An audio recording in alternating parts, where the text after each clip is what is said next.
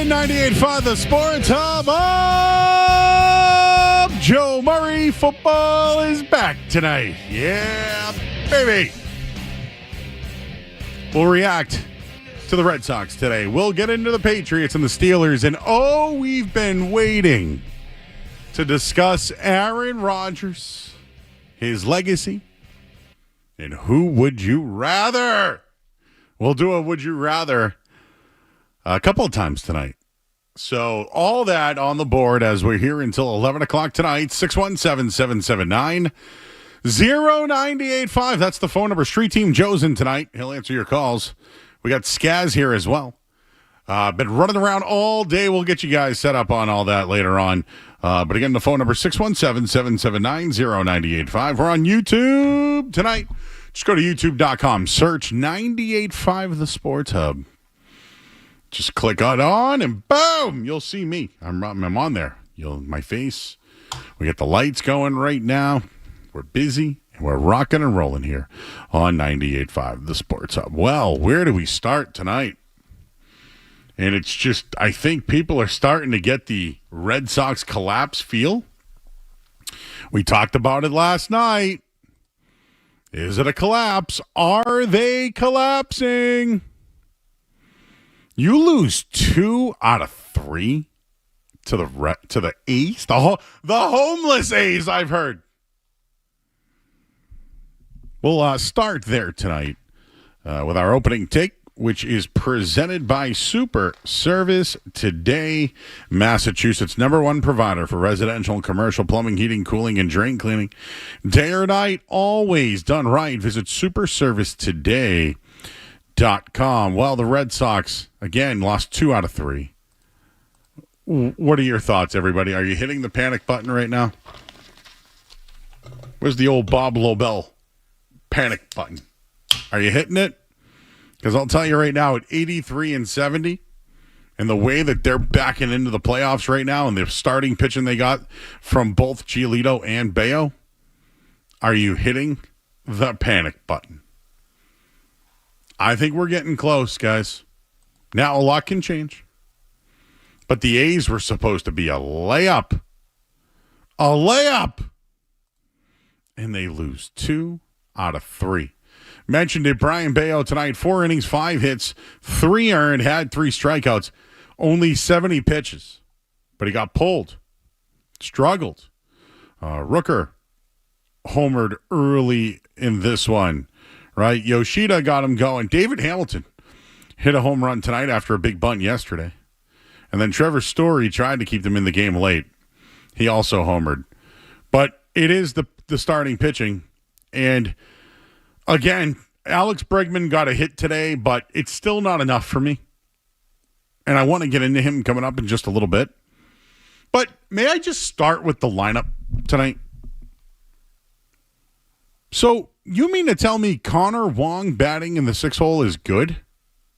What the hell was that? David Hamilton, again, he homered. Eaton, Rafaela, who got benched last night. The lineup's bad. It's really bad. And I think right now, if you asked Alex Cora, which I didn't really hear much of postgame, he's going to be like, this is what we got. This is what we're dealing with, I'm sure. I'm sure he's going to put it back on the GM, etc. Like, I'm sure he's going to do that. But the A's started things off with a double off the monster. Rooker's home run. Nick Kurtz hit a double, or scored on a double. Bayo didn't get his first out for a bit. And it just, what happened today? What the hell happened today? Red Sox begin a 3-game series with Tampa Bay on Friday. Garrett, Crochet, Kyle Harrison, Connolly, Early. They're all scheduled to pitch. They're struggling right now. They're backing in. I have my concerns. I don't even know what to say right now. And going into it, I was kind of high off last night's win. You know, that was a big win in September last night. It wasn't pretty. But Alice Cora was talking about how guys grew up. Guys grew up yesterday? And then today you follow up with that? Like Cora last night, September is suffering. Yes, it is. Last night had it all, right? You think about the game? Down, back, struggles, tied the game up, extra innings, a bunt, scoring late. There was a lot there. There was just a lot there. I know the Red Sox own the tiebreaker with the Yankees, Astros, and Guardians, but it looks like it's setting up for Red Sox Mariners. I don't know if they want it that way, but I thought last night was almost a big step for them, and they take a giant step back. And the Willie Abreu stuff, I don't even know where what is he there or not? I don't even know. This was never going to be easy this year, but I still feel like they're not about the present.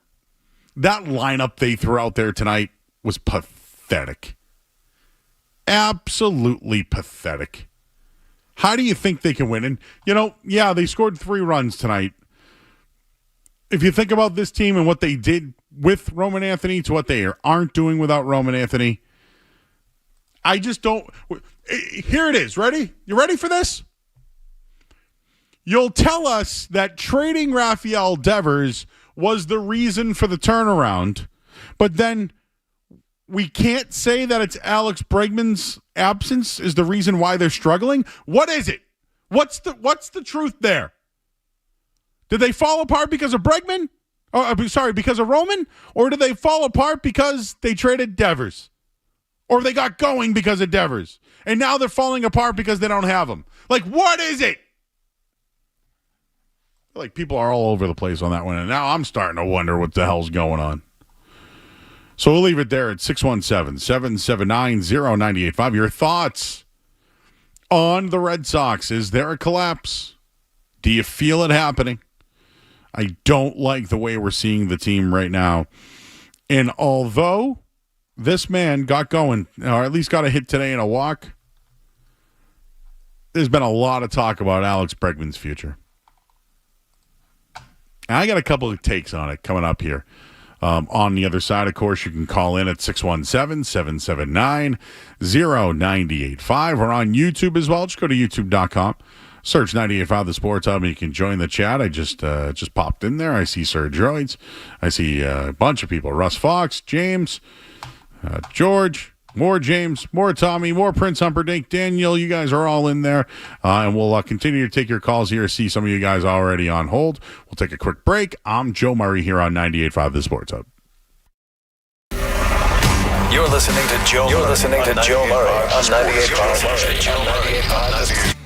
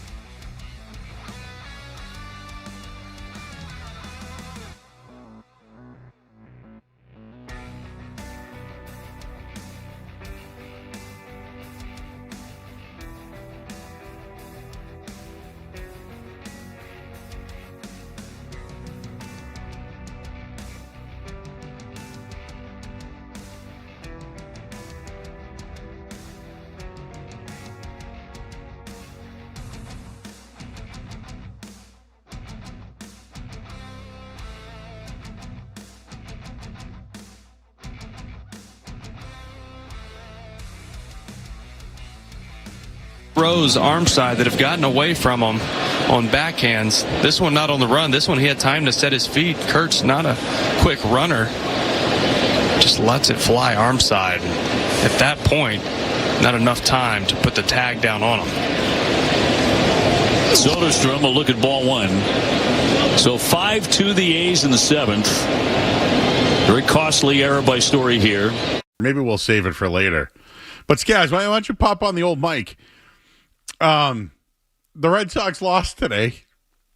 They threw Brian Bayo, who struggled, and then went to Peyton Tolley. Why? I don't know. They're trying him out of the bullpen. What's all that about? That's the reason why? He's pitching out of the bullpen now. Oh, so he went from being a starter now to the bullpen. Well, they have so many good starters, Joe. Oh, is that what it is? Yeah. So remember earlier in the year we talked about how they just keep moving guys all over the place and like what are they doing? Is that can I bring that or is it too late in the year to do that? And where I'm going with this, guys, is the Red Sox are making the mistakes they made when they were bad. Like, this is how I know there might be checked out or they're facing adversity or there's issues because remember earlier in the year, they didn't know what they wanted to do. They didn't know who they were playing, where, why. Rafaela was playing everywhere. Guys were getting called up who were shortstops playing third, right? It was all over the place. Then it settled in, right? The Rafael Devers move is going to actually make the team better. Did it make the team better? I think all along we've said no, but was it, something that at least they wanted to think what was? Sure. Well, what is it now, Skaz? Is it Roman Anthony is out and that's the reason why? So I can't use the Rafael Devers thing now? Like, I need a balance on that one. I need your opinion on it because I don't know, like, what the Red Sox fans want to hear. Is it because of Devers or is it because of, Roman Anthony? Is it both? Is that what they're going to tell us?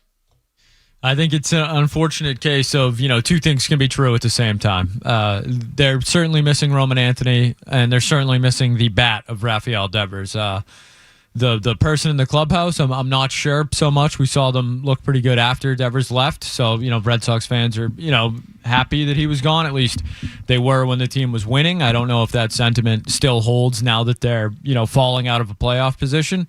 But yeah, they can't hit. They don't have enough bats. Alex Bregman has been a massive, massive disappointment in the second half. I think we've covered it a little bit. I think, honestly, it deserves more coverage. I think we've kind of, not just us, but Boston as a whole, Red Sox fans, Alex Bregman has been worse than Rafaela at the plate. You think so? I think you put it in Slack. Somebody put it in Slack. Yeah, Brian Barrett had the stat earlier today from The Ringer. Yeah. We got to have him on, man. We got to talk about this. Not good. Because Rafaela's a guy that you feel like is an automatic out right now, and he's batting better than Bregman over the last month and a half, whatever it is. So that's a guy you want to give $40 million to. Maybe he isn't opting out the way things have been going. I'm glad you're talking about this. Skaz, thank you. Thank you. I just wanted to make sure it wasn't me doing this. I love Street Team Joe. Can I just say that off the bat? Who doesn't? We all do. We'll get him in studio. We're going to do a taste test later on tonight. I've heard. I mean, are you against it? I've seen the product. No, I'm very interested. I'm very interested to watch you guys eat it. Well, listen, you've had a long day. I've had a long day, but we're here, baby, until 11 o'clock at 617-779-0985. All right, the Alex Bregman thing. There's a lot of chatter about, if he opts out, he's going to leave. Blah.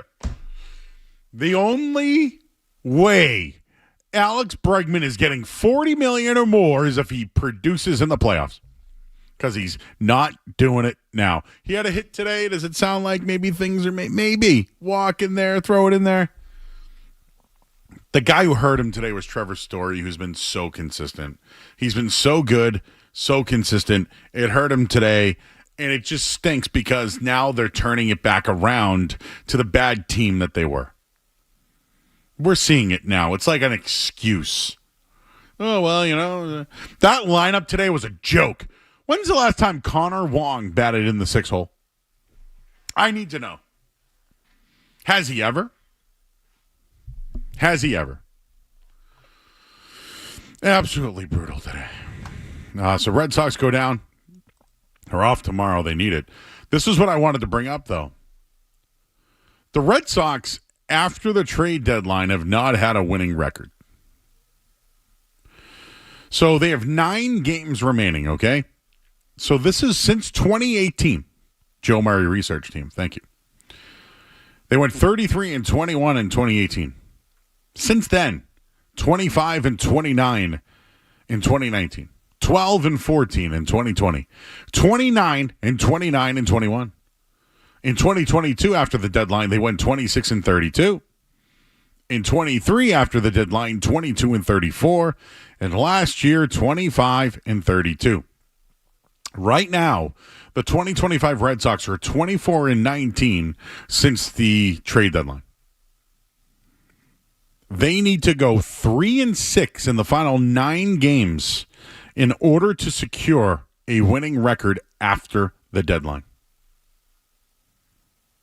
Do you think they go 3-6 the rest of the way? Can they go 3-6 the rest of the way? I thought it was a lock. Now I'm questioning the bunch entirely. Let's go to the phones here at 617-779-0985. We got Ian. He's in New Bedford. What's up, Ian? What up, Joe? How you doing, man? How you doing, buddy? I'm chilling, bro. Sitting in some all-time bad traffic, headed back from the Sox. But How was it today? How was it today? Dude, I sat in a luxury suite for the first time. I hit the buffet. I had a fridge. Hey, real quick. Couches. Real quick, I need to know. We need this. So you were in a suite. Was it the Legend Suite?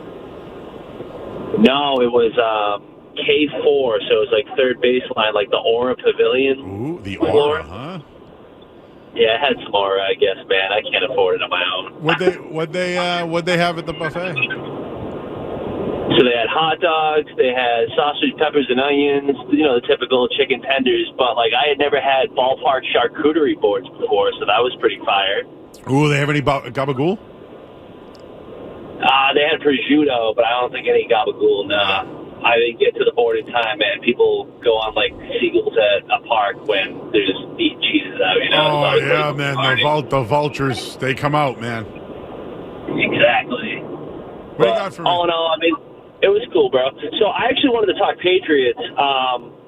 So we got Aaron Rodgers coming up this weekend, and he kind of went out weak in Green Bay, and Matt LaFleur was in the beginning of his coaching career when he left there.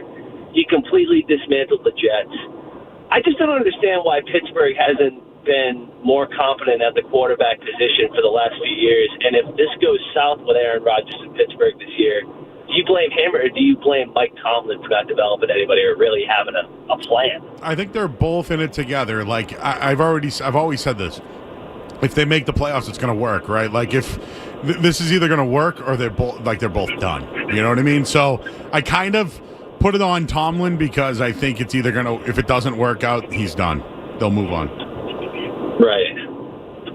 So, at that point, it's just, how many years in a row can they be okay with being 500? I know historically that franchise has been 500 for a long time, but it's just when is the fan base going to get sick of the mediocrity, too? I don't see the ceiling being high enough to even be excited about it if I were to be a Steelers fan. It's funny. It's funny. We talked about this the other night, and I appreciate the call, but we talked about this the other night. Miami's hit their ceiling. Don't you look at the Steelers and say the same thing? They drafted Kenny Pickett and moved on from him. They brought back Mason Rudolph. Vomit. Did beat the Patriots last year, though, in overtime. Just wanted to throw that in there. But yeah, the Steelers, the Patriots have a chance to rise in the AFC, considering that the Dolphins and Buffalo are playing tonight. Let those two beat each other up. I don't know if I think Miami's cooked after tonight, but you never know. You never know. But a lot's on the table for the Patriots. We're gonna do some. Hey, I have reached out to one Mike Felger, Skaz. He has given me his thoughts on a debate that we've had, so I will share that later. Big market tease. But let's talk to Henry. He's in Walpole. What's up, Henry? Yeah, Joe, I'm tired of the analytics and all this crap that goes on. Oh, well, lefty's coming up. I got to get a righty in there and all this. We need a manager who's going to kick some butt and get control of this team. This team is floundering, and we got a manager sitting there with who knows what's going on in his head. But I think it's all this analytical stuff that's destroying this team. It is. I think you've made reference to this yourself, and I agree with you. No, my thing is, I thought Cora was the guy that would use the analytic, but like make his own decision. You know what I mean? They might as well just hire me if I'm going to have to follow analytics, right? Exactly. Yeah, you need someone who's going to kick some butt. I really believe that. And say, come on now, let's play. The only thing I can say, Henry, is like the old-fashioned manager. See, that's what I'm trying to say. The game is, dude, I'm 43. The game's changed so much for me. You know what I mean? It's so different than. Oh, he's gone. It's so different, man. It's so different now. And if you look at a lot of other teams, they do the same thing, man. It's the new baseball. Now I don't know about Francona. I don't know what, some of these other teams. Like, I saw the Phillies today were the favorites to win the World Series today. So I don't know if Dave Dombrowski looks at it and his crew do that. I don't know. But it's more common than not that the league is using analytics. Speaking of that, the Red Sox had a 98.2% chance to make the playoffs as of September 2nd. Today, 83.1. Are you scared? Panic button time. We'll do more Red Sox. Got some Patriot stuff as well. I know some people are checking in. Oh, you got fans, Joe?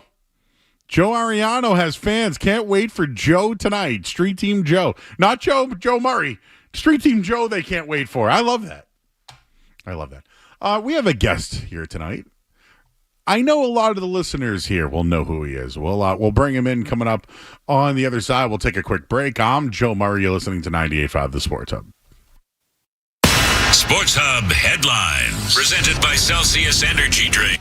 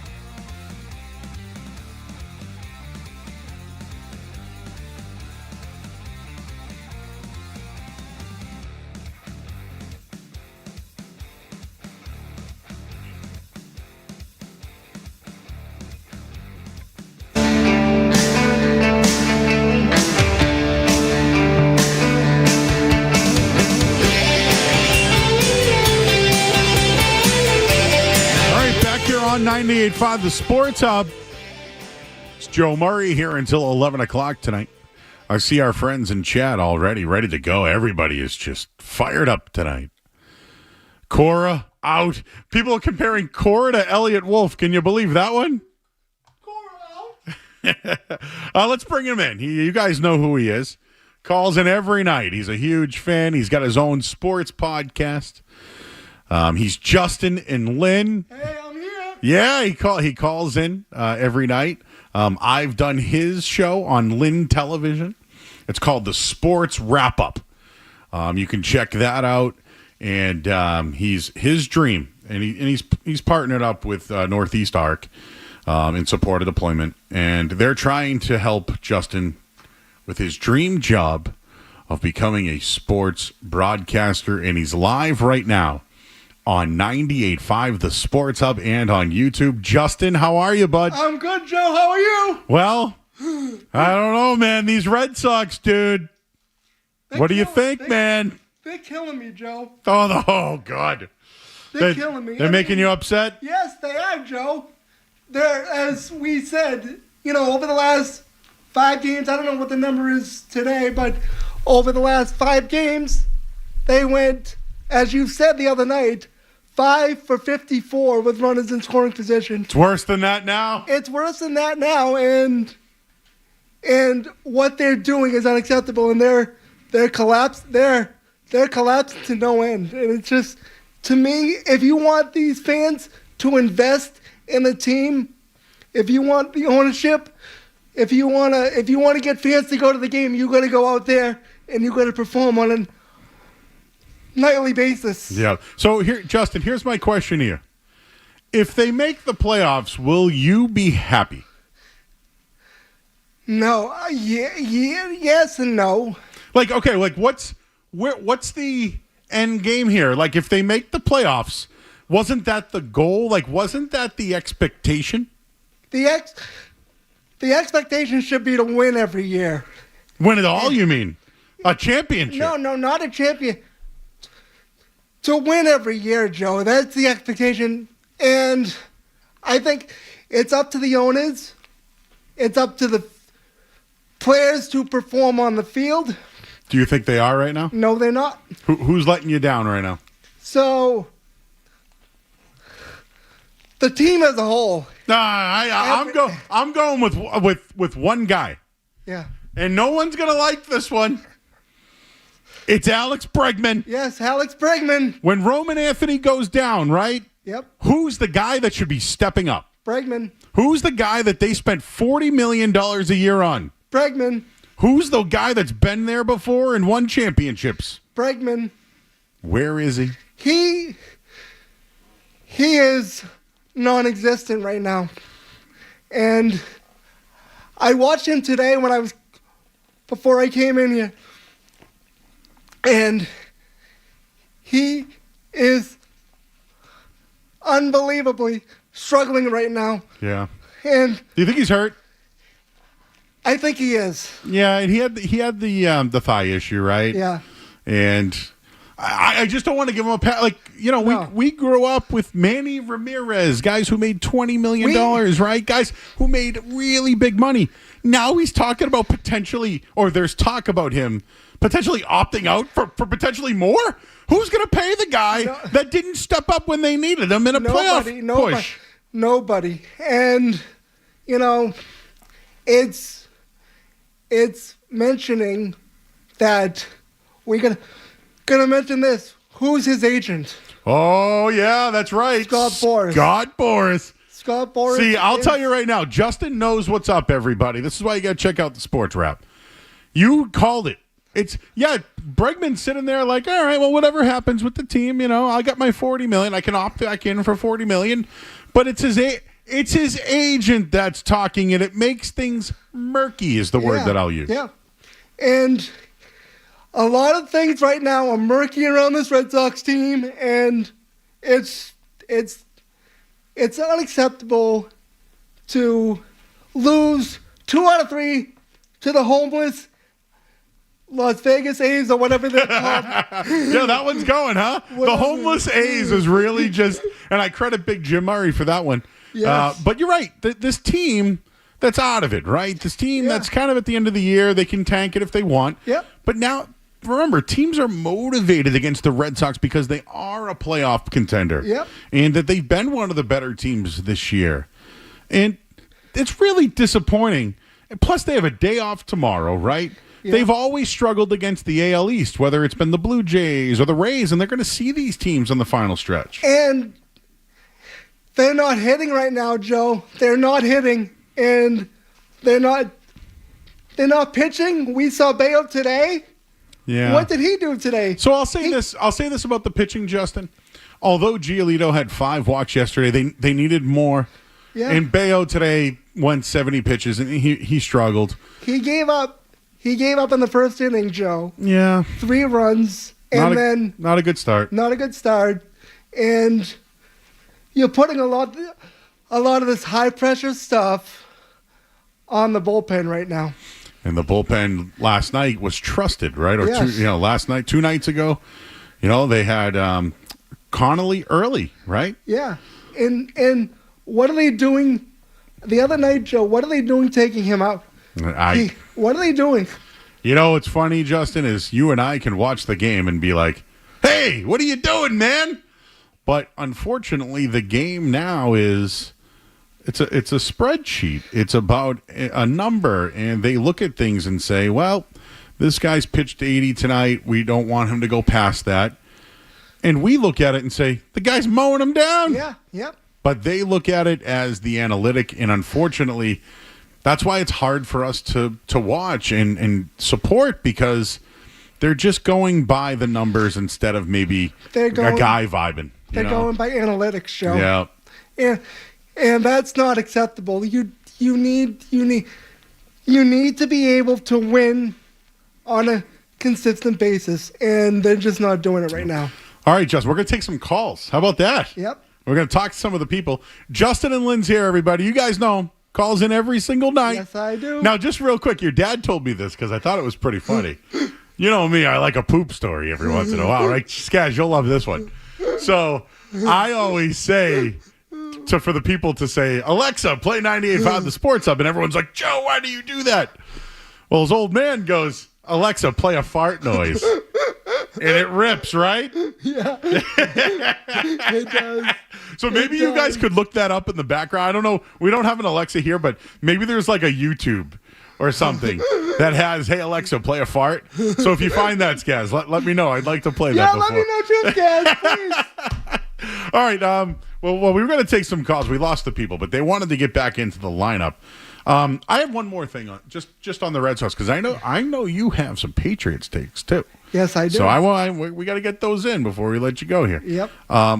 So just one last thing. I asked you about them going to the playoffs. Yes. Do you think something could change?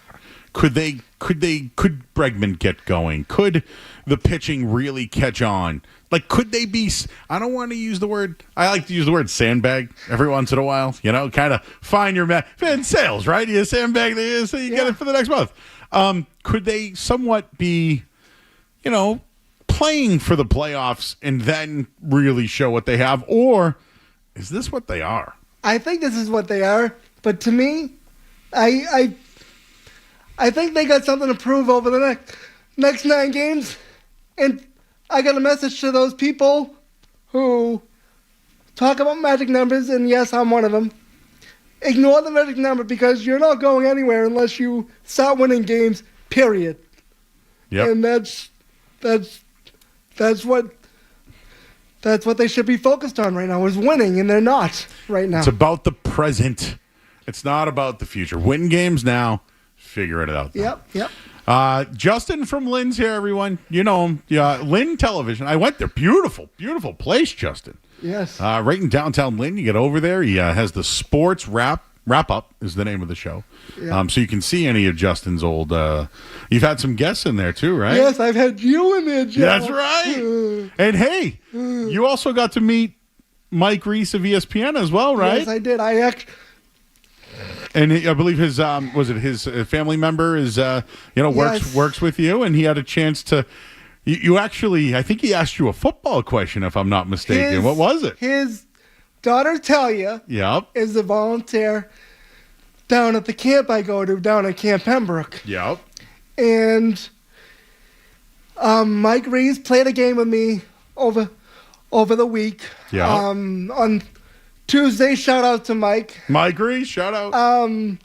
He asked me how many wins I thought the Patriots would have. Yep. And the over-under right now is 8.5. Yes, And they have one. Yes, and I said this was before the roster got trimmed down, so I don't want everybody getting on me.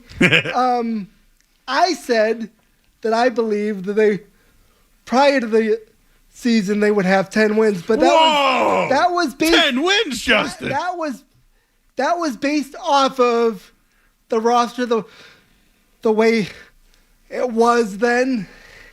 So you've changed your mind. It's different now. Mm-hmm. And I still think they can be a wild card team. Wow. But however, there's a however there. I feel this team can be 9-7. Wow, not 9. Oh, well, yeah. So they'd have to be because it's 17 games. So you think they can get 9 wins this year? I mean, based off. Well, they got one. They only need 8 more, right? Yeah, I mean, schedule. They could beat the Dolphins again. Maybe I don't know. Could they beat Buffalo? Can they beat the Jets twice? I was a little nervous when they went into Miami last week. I was nervous, Joe. Yeah. And me too, man. I bet I actually picked the Dolphins. Can you believe that? You know, I'm a loser. I was basing it off of Joe. And we'll bring Skaz in too. Oh, he wants to bring in Skaz? I was concerned about the way they play in Miami because over the years in Miami, they haven't had a good record in there. Yep. So I was very skeptical of them going in to Miami and losing. Yep. And I'm glad they didn't. Yeah. Miami, however, is a bad football team. Oh, they're bad. Who's worse, the Dolphins or the Raiders? Well, right now I would say the Dolphins. Yeah, me too, man. And the Dolphins play Buffalo tonight. Yes. So you get to watch a little Joe show and the game later on tonight. Yeah. So there you go. This weekend the Patriots play the Steelers. Yeah. What do you think about Aaron Rodgers versus the struggling Patriots defense? Well, that's one of the things I was going to bring up, Joe. Mm-hmm. I watched the game last week, and we won the game, but I wasn't happy with the way they played defensively. Meaning, they played soft zone numerous times, and they got picked apart. Man, look at them talking about zones again. You're right. They did get picked apart right in the middle of the field, too. Yes, they got picked apart. And, you know, I hope this week Christian Gonzalez is back because they need help. They need him. They need help. You know what? Just his presence. Let's say he's 70%. Yep. Don't you think at least his presence on the field would kind of help the depth out back there a little bit and kind of, just at least his presence on the. Maybe they test him a couple of times, but I just feel like they have to prepare for him if he's out there. Yes, I think teams are going to have to prepare for him anyway. I just want to see this defense as a group be more consistent. And if you are going to be a legitimate playoff team, you're going to play well. I'm not saying win every week, but play well on a consistent basis. Yep. And I just want to get Skaz's thoughts. What he's been. Yeah, Skaz, let's bring you in, buddy. So, what do you think? Aaron Rodgers versus the Patriots defense, man. I think so. This feels like a hot button topic today. A lot of people going back and forth. Drake May versus the Steelers defense. Aaron Rodgers versus the Patriots defense. Is Christian Gonzalez going to be out there? I'm going to bet no. Well, he was at practice He was this limited. week. They didn't put him as doubtful, which is encouraging. I would say encouraging. He was at practice this week. Mm-hmm. And, that's Skaz, that's a positive sign to me. I like positive signs, Justin. I'm in on positive signs. Yes, I think we're all in on positive signs. I just want to see this defense, this team, be more consistent if you're going to win games and legitimately contend for a postseason spot. Okay.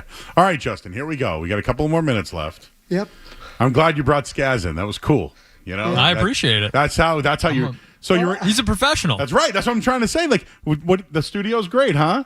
You gave your takes to Maz. That was cool, right off the air. Yep. And Maz was loving it. Maz was like, "You're right, Justin." He was just like, "You're right." Oh, you switched it from your right Mike to your right Justin. That's right. And then that's right. Yeah. And then all of a sudden, Justin goes, "Someone needs to tell them, Maz." And Maz goes, "Someone does have to tell him." So it was just kind of funny, like those two together. I really loved it here. But this is the studio, man. What do you think? I think it's great, and you know, I would love to come in and work with you guys sometime. Oh, that's awesome. You know, because it's your dream, right? I want to be a broadcaster. What made you want to be a broadcaster? What was it? What got you? Was there a certain show? Was there something that you said, "Hey, man, I want to do this"? Just it's my passion, Joe. I grew up around sports. I've been watching Bruins games with my dad since I was 8 years old. Oh, that's right. I've been, I live, breathe Boston sports. I call in every night. Skaz is willing enough to take my call. No, he always does. Because hey, who knows more about sports? You or your dad? Me. me. And your old man knows a little something. Let's not. He does a pretty good job. He knows something, but not as much as me. I said this off the air, but I honestly think Justin and his dad. Let's put his mic on. Everyone, see that mic? Pull that down to you. Yes. All right, turn him on, there, guys. Now everyone's been calling you Justin's dad all night long. But what is your name, sir? Kevin. So I feel like the Kevin and Justin show, or the Justin, I don't know. I feel like you guys really know how to jab each other pretty. What do you think, Skaz? No. KJ in the morning. KJ in the mornings. Here we go. It's just the K and J show. I want to the J and K show. There. I want to say that I'm an intern. Yep. At Salem State. Yeah. So that's right. I wanted to mention a couple other things about Justin. He is interning right now with Salem State. He's been doing a lot of athletics with them. And you go over to the gym over there on Canal Street and everything. I'm the Salem State color commentator. That's right. He calls. And what are you doing? Basketball and hockey. Yep. And hockey's your favorite, you think? Yeah. I mean. And what do you think about David Pastrnak there? Well, I heard, and this was a little alarming to me, when I heard Skaz and Joe that he has tendonitis. Mm-hmm. And that, to me, isn't good to play hockey with. That's not good. I'm out on tendonitis. Out. Yes, we're out. And the expectation. Are you how you talked about wins? Yeah. I would be a little. I would pump the brakes on a lot of wins for the Bruins this year. Yes, my yes. My expectations for the Bruins are low this year. Yep. Just because of the fact, Joe, that they have a new coach, a whole brand new system, and they have to learn. And there was something a friend of mine said on my show the other day when I was in studio. My friend Frank, who does the show with me at Lynn TV, said, "We don't learn in New England, and we don't learn. We don't have patience to learn in New England. Not here. Our expectation is to win every year. You're absolutely, and that's it. Justin, you're absolutely right. It's why it's hard for teams to develop and struggle around here. And it's why it's been hard for the Patriots to, and quite frankly, we all have a lot of expectations about the Patriots. It's still going to take some time. And all I ask for is fun games, quality games. Winning last week, I'll take the win. We can be really critical about the way that they lost and everything. That team needed a win. And I think this week is so important for the Patriots to win at home. because they don't have home field advantage. No. And I think this week it's huge. For the Bruins, I think it's about developing and Sweeney's so good at trades. Yep. The drafting and everything else has been a little, but I think this is the year where they kind of get back into that mode of trades, but they'll continue to develop. And I think they need time. And, I think the Red Sox right now, we've been waiting. And maybe next year's the year. But I think it's good for the team if they make the playoffs and be competitive. I do too. For everybody. I do too. And with the Celtics, we'll get there because I think they're taking a step back to take a big step forward. Absolutely, Joe. But you're right, Justin. It's all about winning, baby. It is. Just win, baby. All right, Justin from Lynn. I appreciate you, man. Your dad, Kevin. Thank you, Sal, as well. Thank you. And everybody, check out Northeast Arc. They're over at the mall up in Danvers, the Liberty Tree Mall, which has a Buffalo Wild Wings, Joe. You'll appreciate that one right when you walk in. It also has a Five Below and a movie theater. So I kind of do both. I hit up the Five Below with the candy, and then I go. But check them out. Supported Employment's trying to help Justin. And Justin's dream is to be a sport. You already are a sportscaster, bro. Yeah. Now we got to get your own show. That's what we got to do. Yeah, me and the wife want him to take care of us. That's right. They've been taking care of you. Now you got to take care of them, my man. Well, I'm trying, and this is the place at 98.5 The Sports Hub that I want to be in and working with this great team. You got it, man. And everybody in our chat loves you. They've been shouting you out all night long. We're going to post this to YouTube so you can watch it later, my man. And we love having you guys in. Thank you so much. I know that you guys are big fans and you watch. You come to all the events that we go to as well, and it means a lot to me, your guys' support, and I support everything that you guys do. And you're always welcome to call in, Justin, and you're always welcome here at 98.5 The Sports Hub. Thanks, Gaz. Thanks, Joe. Thanks, everybody. All right, we'll take a quick break, you. Kevin. Thank you, Sal. Thank you as well. And again, everybody, check out Northeast Arc. They're doing a great job with supporting Justin in his journey. So we'll take a quick break. Just real quick, this hour of the sports has been brought to you by Safety Insurance, providing comprehensive coverage for your auto, home, and business. Ask your independent agent about safety. We'll talk to you right after this. Don't go anywhere.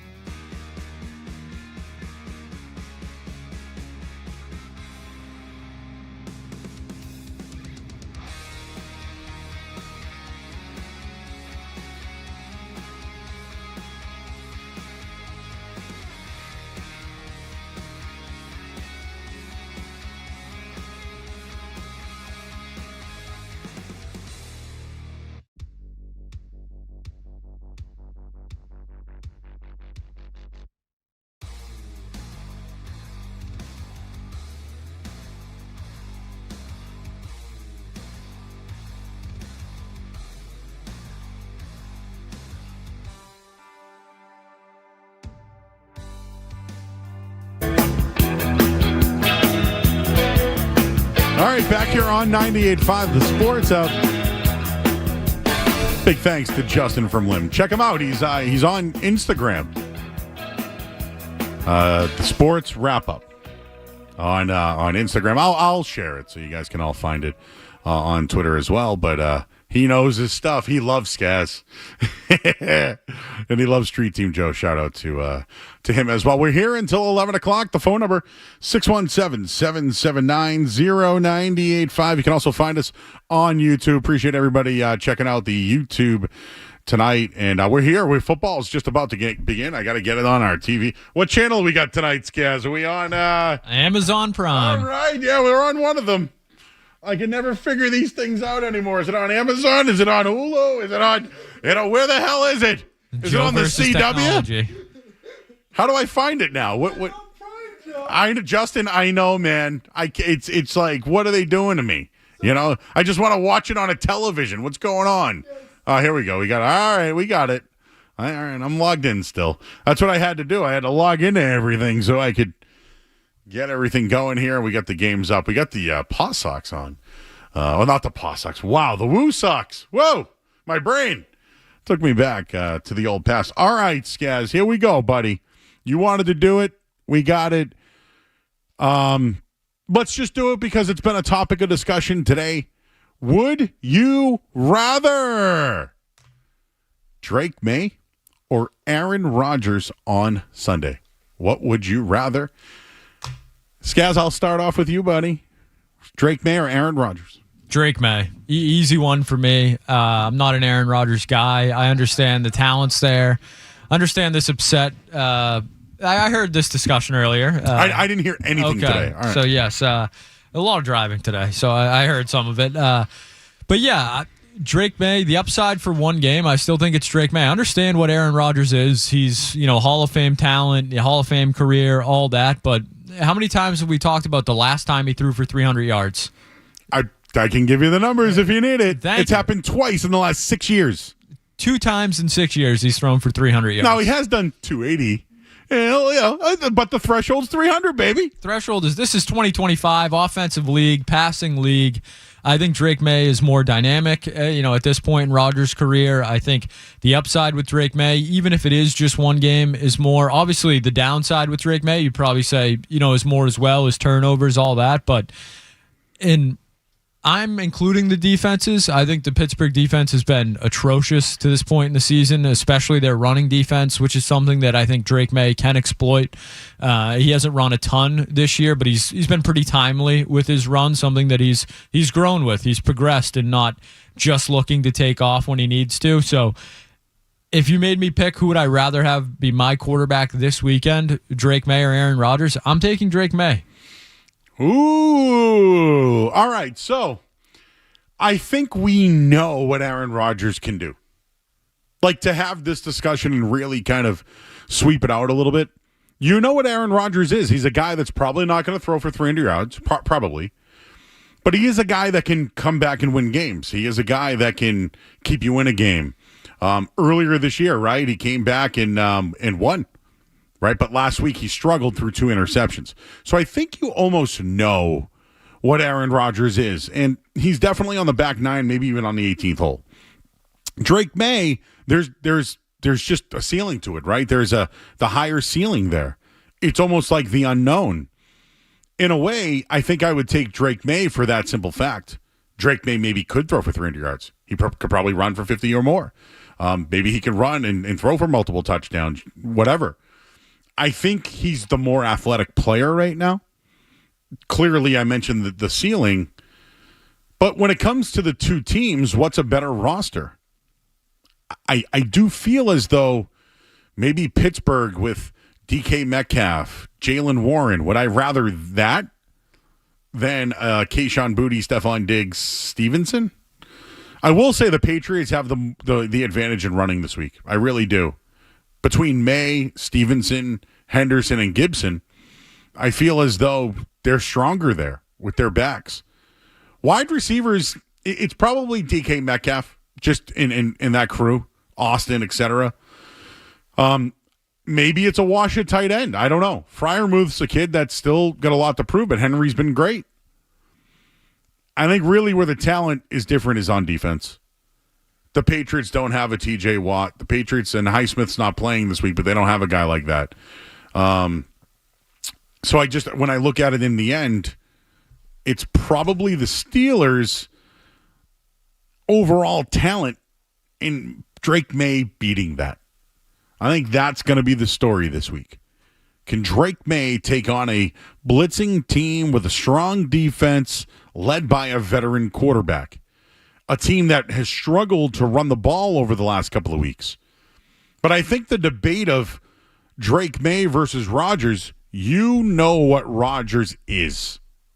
If you get a 250, 2-touchdown game, can the Steelers win? I think they can.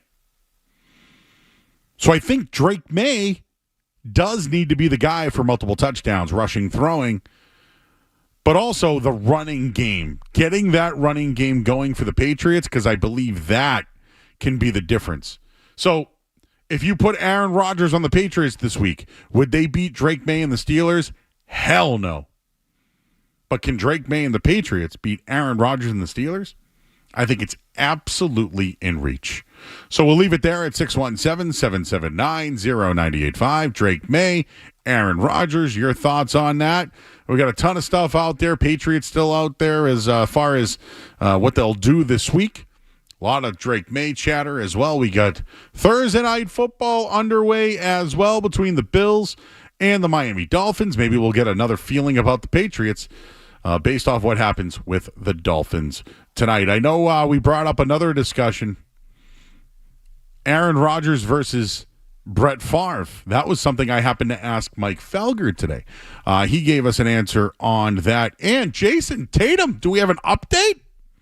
Very interesting. We'll have all that. We got In or Out coming up at 8:50 as well. John Serenites, New England Football Journal. He'll join us at 9:20 tonight. I did want to get back into some home field advantage and plenty else out there as we're here until 11 o'clock tonight. I'm Joe Murray. Street Team Joe's here as well. We're going to do a food tasting. Can't wait for that. We'll take a quick break. I'm Joe Murray, 98.5 The Sports Hub. You're listening to Joe. You're listening to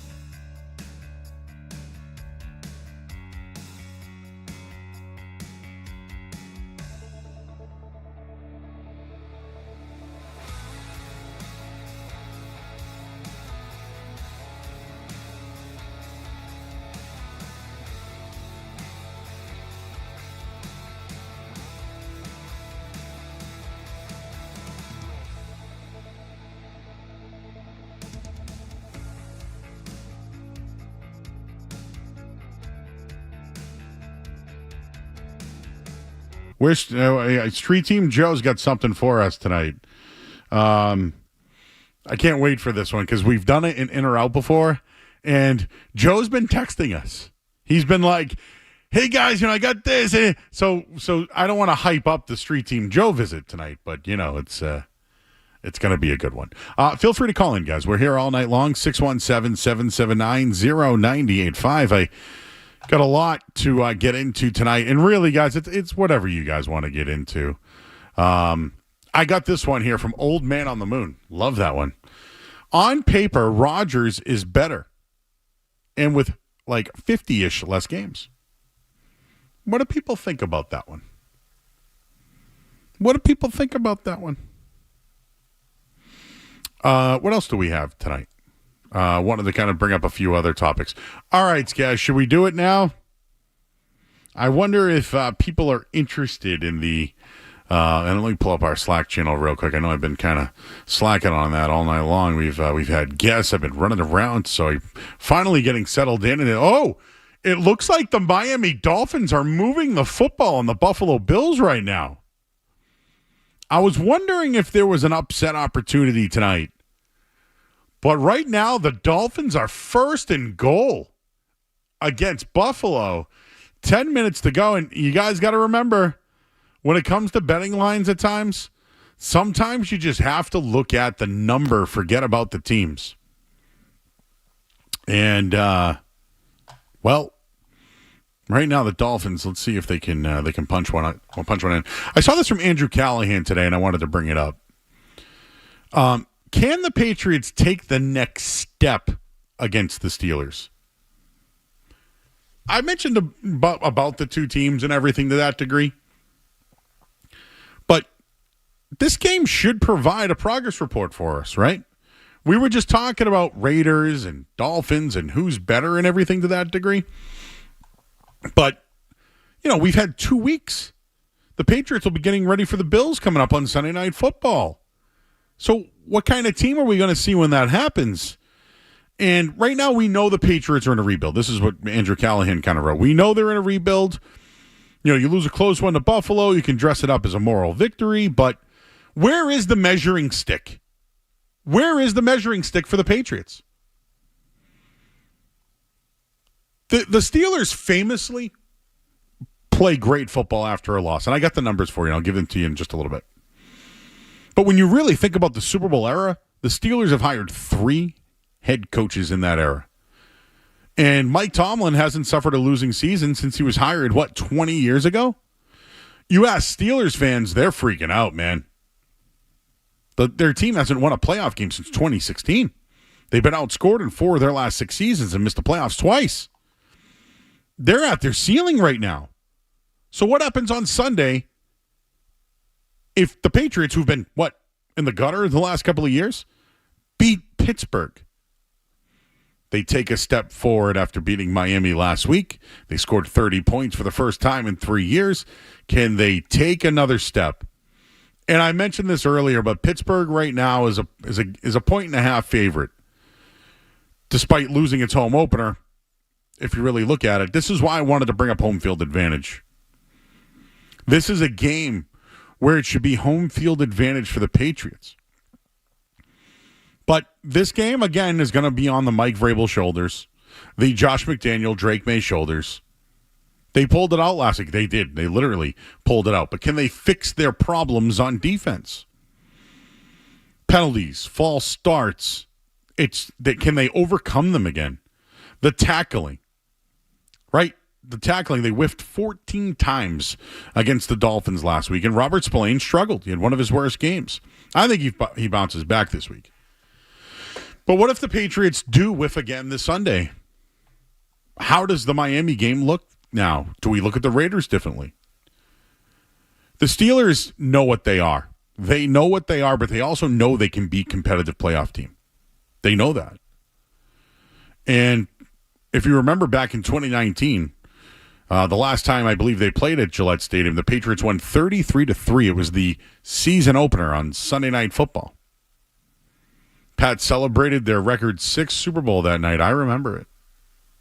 Wow, guys. The last time the Patriots won a Super Bowl, it was against the Steelers, and they smoked them. It's the last time they've been there. This Steelers team's different, everyone. They really are. I know Mike Tomlin's there. They're still a hard defense to defend. But what will we see? This is a huge stepping stone game for the Pats this week. I told you, I think the Pats have a shot. I bet against them 2 weeks in a row. I'm 1-1. I'm back on the Patriots this week, everyone. It's not because of what happened last week. It's not. But I do have some numbers for you regarding Mike Vrabel's defense versus the Ravens, but against the Patriots, excuse me. But also, the history of Mike Tomlin, excuse me, off a loss and how he's played. And that's been pretty good.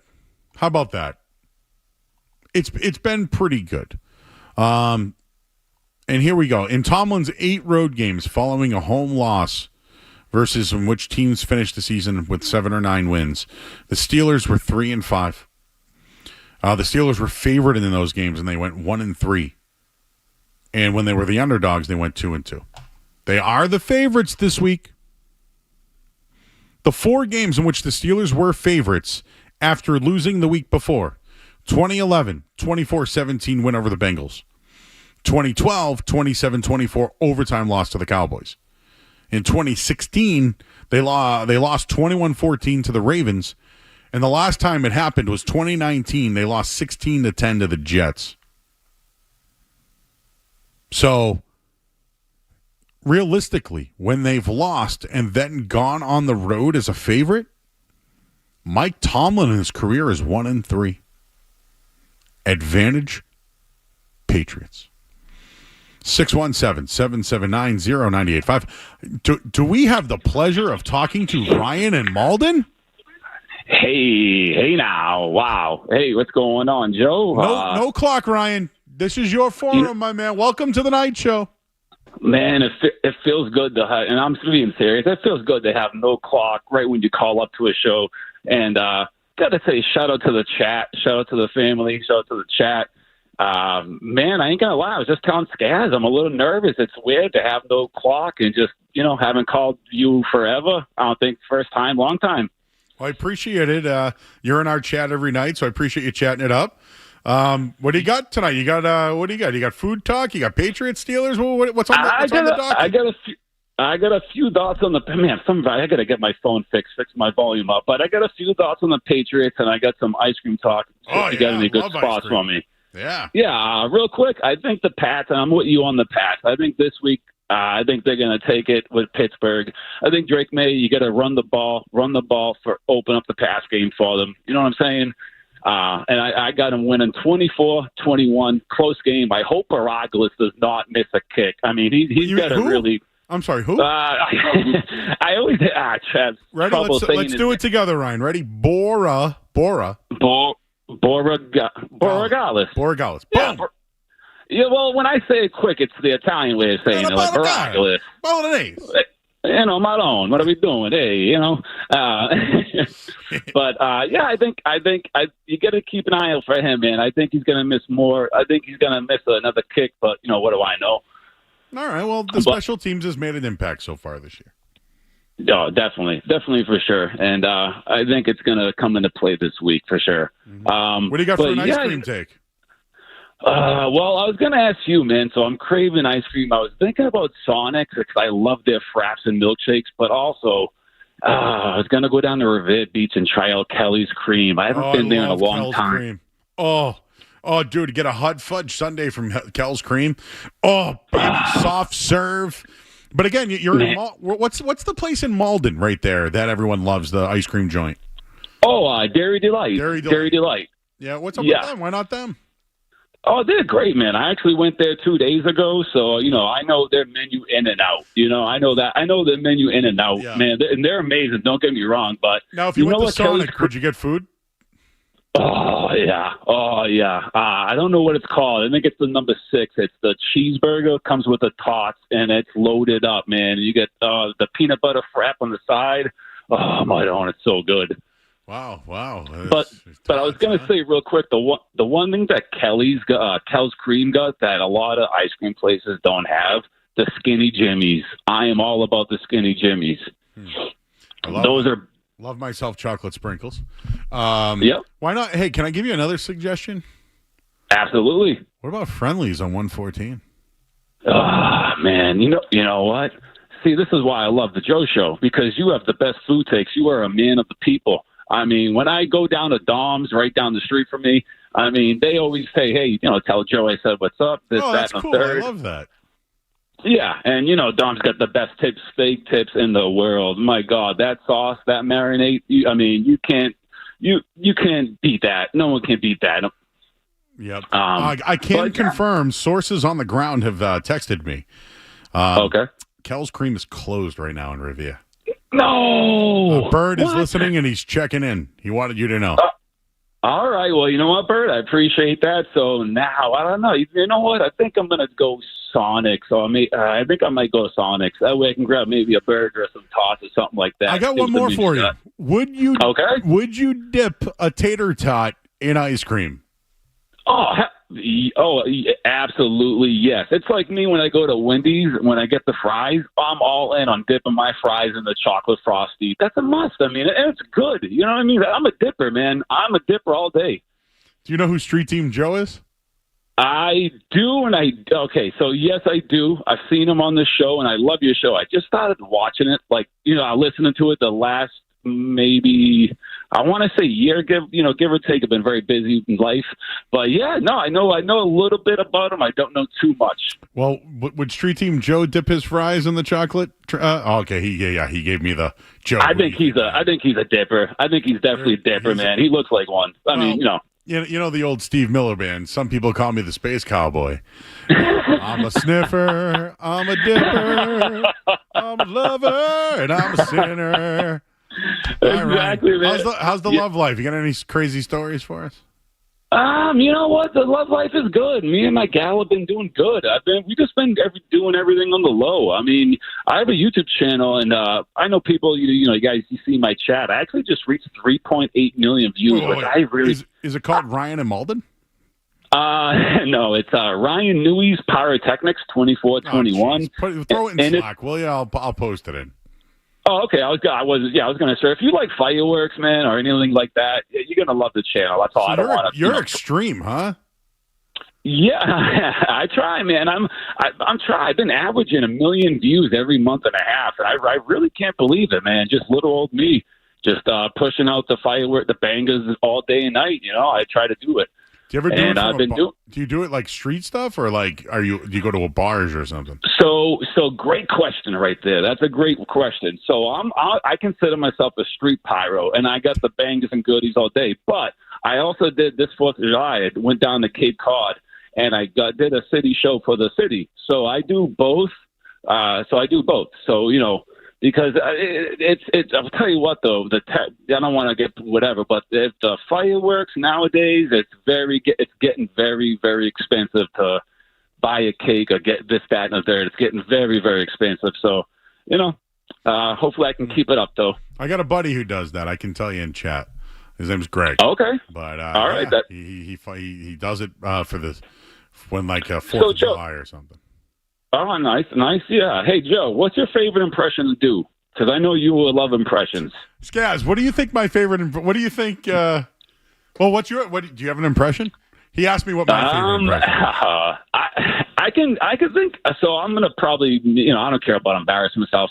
I can do a good Christopher Walken, but it's the cowbell sketch. I'm like, I can try right now. Let's do it. Let's try it out. Well, then, okay. You need more cowbell. It's all about the dot in between the space.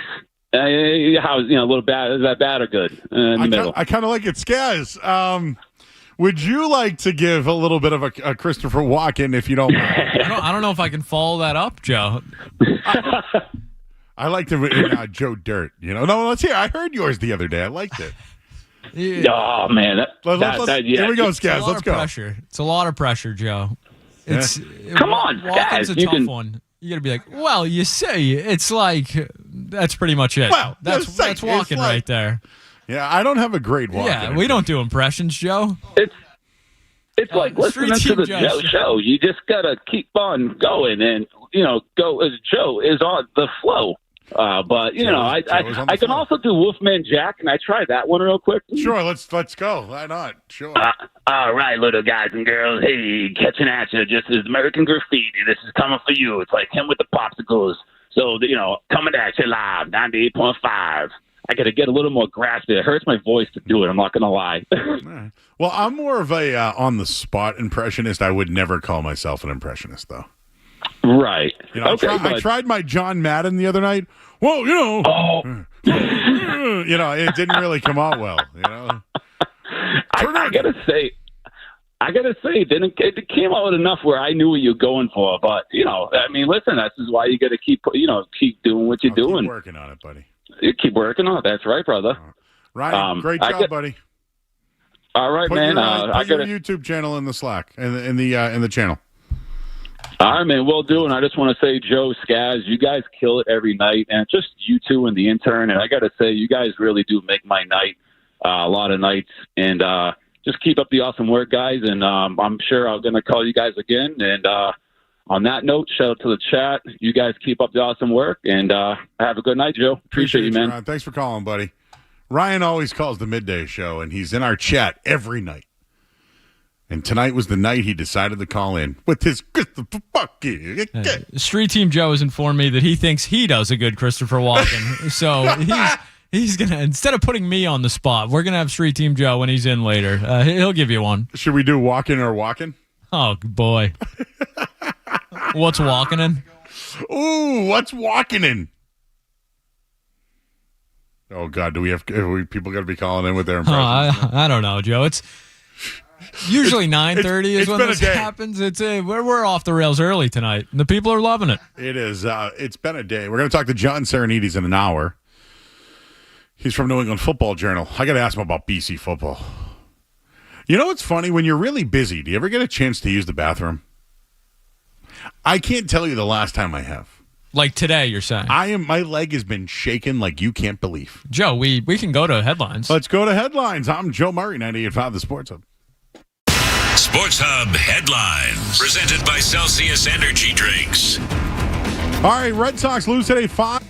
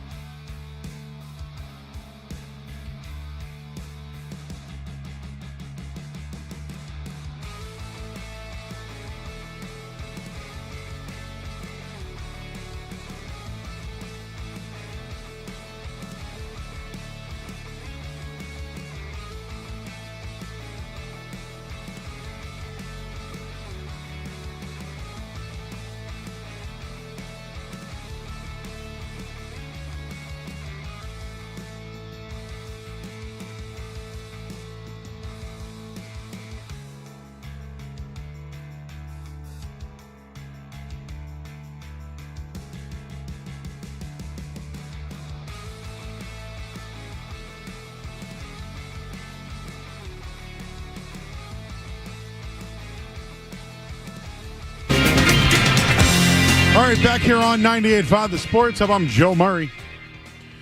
We got in or out coming up in just a little bit. We've talking Patriots. We got the football game on 7-7 right now. Dolphins and Bills. It's a barn burner over there. Both going back and forth. We've talked a lot. Let's hear from you guys. 617-779-0985. I seen our chat as well. Street Team Joe is in the chat. I see him. JP and NP's in there. What's up? Walken versus Liam Neeson at 9 o'clock. Yeah. That's cool. Carrie Ann in Seattle's always here. Prince Humperdinck. So we got a crew in there tonight. Ian Buying as well. Hope you're doing, buddy. Tenacious Tomatoes always in there. Love when everybody is in our chat tonight. It's real easy to do. Just go to youtube.com. Not YouTube Plus or any of that other stuff. Just go to youtube.com, search 98.5 The Sports Hub, and boom, we are right there. Let's talk to Patrick. He's on the pike. What's up, Patrick? Hey, Joe. Long time no talk. Patrick on the pike on my way from Canton to Swansea, New Hampshire. Wow. So I'm disappointed that you did not mention it's National Cheeseburger Day and all the specials the places are running.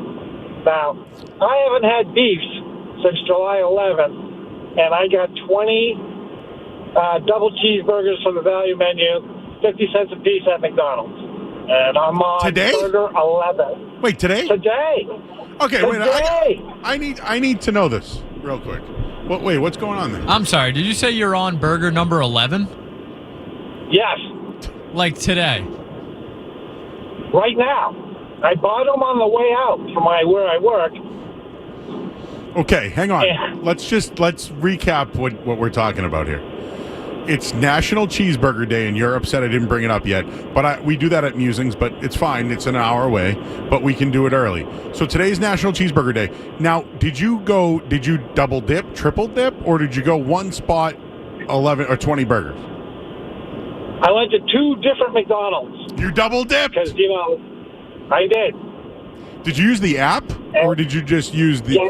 Or how'd you use it? You have to use the app to get the discount. It's 50 cents a burger, a double cheese. That's and cheap. like Whoa! 27. Whoa! Double cheeseburgers, 50 cents, dude? They're like $3 more. Yes. So I decided to see if you could beat that. Could I eat 20 McDoubles? Ooh, I don't know. You know what I would do if I was to eat them? I would take 4 and I would smush them and eat them at once. I'm at the smushing stage now. Because I'm about to hit 91, and the next rest stop is about 30 miles away. Now, question, what is on your burgers? Just a standard cheeseburger. So, ketchup, mustard, onions, pickles, cheese. Yes. Double, I just had to have it. Like I said, I haven't had beef since July 11th due to some diabetic issues. So you're back. And I'm back, and man, am I bloated. But I'm gonna keep going. So what do you think? You think you're gonna finish it off or what? I got 50 miles to get home, so I think I can. So that'd be what? 2 burgers every 10? Well, it's a 2-hour ride. So. Okay, yeah, I would smush. I'd start smushing, baby. But I had a little inspiration from the cannabis world to help me out with all of this as well. Did we go with the inhalation, such as edibles, or did we go vapor or flower? Vape. Nice. And does it make you hungry? Vape. Well, it depends what you get. So, I got a sativa rocking, and but also it keeps your stomach from getting upset. So, and it's good for glaucoma too. Yes, I'm a former cancer patient, so I can attest to it holding back the nausea. Well, you know what? I congratulations on. And Street Team Joe's had some experiences with that as well, and I'm glad to hear that you guys are both doing well, and even though your health is doing better, you're going to crush 20 cheeseburgers on National Cheeseburger Day. Yes, And, there's a Wendy's I passed by. They got a special going on, too. Yeah, you get the major bag alert, dude. $5. You can get a junior, a 4-piece, a fry, and a drink for $5, bro. Yeah, I see it. We call that a major bag alert. Yes. Yes. Thanks, Patrick. Enjoy your ride, bud. Appreciate you. Well, I had one take on Aaron Rodgers, real quick. Okay. He's out of shape, and if you noticed in the last 2 games, he starts putting his hands on his hips. That's when things go wrong. He's either going to just hand it off or a short pass. Well, and you know can what, see him man? breathing. There's not many people I know in the world that had, a cancer scare, diabetes, and is living their life. So, dude, shout out to you, my man. Thank you. Thank you for taking my call, Joe. I love you. Listen to you. Thanks, 3 man. days a week that Let me know drive. how you finish those burgers.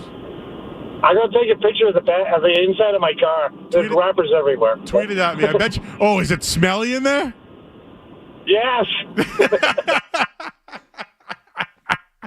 I'm at the smushing stage now. You scabs right off the bat. We're like, wait a second.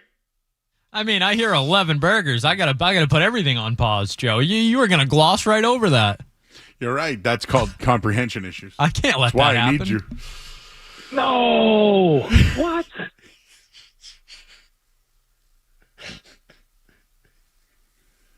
We're on fire tonight, huh? Show is just popping. All right, we got to go to break. In or out's next here on 98.5 The Sports Hub. What's it gonna be, McFly? Are you in or out? Don't go anywhere. There's more Joe Murray.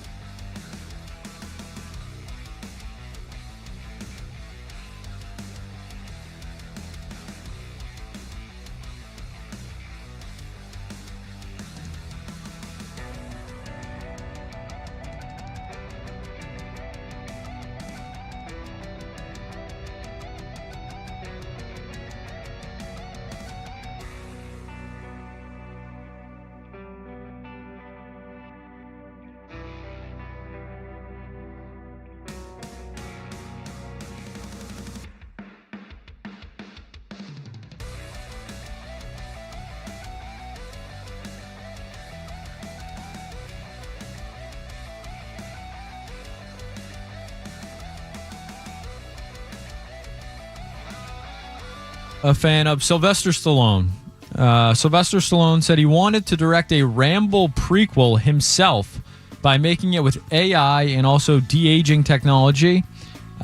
He said everyone thought I was crazy, so it got turned down. But Joe Murray, would you have been in or out on Sylvester Stallone making a Rambo prequel using AI and de-aging technology? Well, Adrian, I can't. You gotta win. Impersonation. Should have seen that coming. Do I think there'd be another Rambo? Now we're. I like the one when he's like. Did you ever see the Brisk Ice-T Rocky commercial video? It's so funny and so stupid. But yo, Adrian, I did it. Let's go to the zoo. Hey, Paulie. Or did that sound like Paulie Gattieri? Now I feel like I'm mixing up Sopranos and Rocky. What am I doing over here?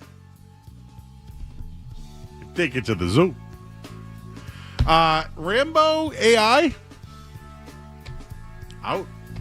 Out. Strong out for me on that. We can't have AI take over our lives, people. Listen, there's going to be an AI Joe Murray someday, everybody. And that's not going to be authentic, and it's going to suck. Sorry. All right, Joe, to a movie that's actually real with real people. Leonardo DiCaprio and Jennifer Lawrence are set to star in Martin Scorsese's adaptation of the ghost novel, What Happens at Night. It follows a married American couple who travel to a small European town where they encounter an enigmatic cast of characters. Joe Murray, are we in or out on Leo and J-Law teaming up for another movie? In. Star power, baby, right? How does Street Team Joe feel about it? Is it a horror? More of a thriller, I would imagine. A suspenseful thriller, drama. Any ghosts in it? It is a ghost novel, as described in the headline, so I would imagine some ghosts will appear. Joe, did you ever see the movie? It was on Netflix. It was with Stifler's mom. Jennifer Coolidge. Yeah, Jennifer Coolidge. Do you think she's Stifler's mom forever? I feel like she's the White Lotus lady now. Okay, that's true.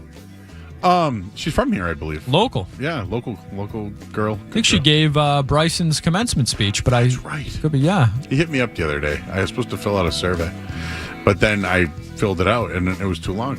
So thanks, Bryson, but I will get to it. No, did you ever see the one where these people moved into the house and they did get all these letters to the house? And come to find out, there was a school project from years ago where people would write letters to the house. Dude, freaky, bro. I liked it. Now you're out? He's out. What was the name of that movie? I liked it. It was good. Well, I mean, it was fine. I shouldn't say it was good, but the hell was the name of that movie? I'll look it up. I mean, it shouldn't be hard to find out Jennifer Coolidge movies, right? Do you think there'll ever be another American Pie, or is that over? I would imagine that ship has sailed, but you never know. Everything gets rebooted these days, so I wouldn't rule it out. What was the name of that movie? Why can't I remember it? I did kind of like it, though. I'm not going to lie to you. What else we have? This from our friends over at Spotrac earlier today, Joe. The NBA says they do not expect to have a resolution on the Kawhi Leonard salary cap circumvention and investigation until after the All-Star game. Just a side note on this. The Los Angeles Clippers host the All-Star game this year. Just for those wondering. Joe Murray, are you in or out on the NBA not coming to a resolution on Kawhi Leonard until post-All-Star game? Yeah, I'm kind of in on it. You know why? Boo. You know why I'm in on it? This is the NBA once again protecting its star players. Like, can they make something up for Kawhi? Like with Jordan? Jordan walked away. Could Kawhi want to go play baseball? He's got big fingers. Maybe he can be a pitcher. What else could he do? Could he be on the flag football team? Hey, I don't know if he could stay healthy. No, but this is what he needs. He needs, I'm going to retire and go do something else. The Clippers got to do something about that, right? Are they just going to wheel him out there? Like, for real? What choice do they have? I don't know. They're another team that's at their ceiling, huh? I don't know if they never got there. That's what I mean. Like when does that change? I'm in on it only for the simple fact that maybe we'll forget about it. That's what they're hoping. That's certainly what they're hoping. You get what I'm saying here? So you're right. We're on the same page on this one. I kind of hope we all just the no-show job thing just kind of just disappears one day. You know, they tend to when football and basketball and everything gets going. You know, hockey.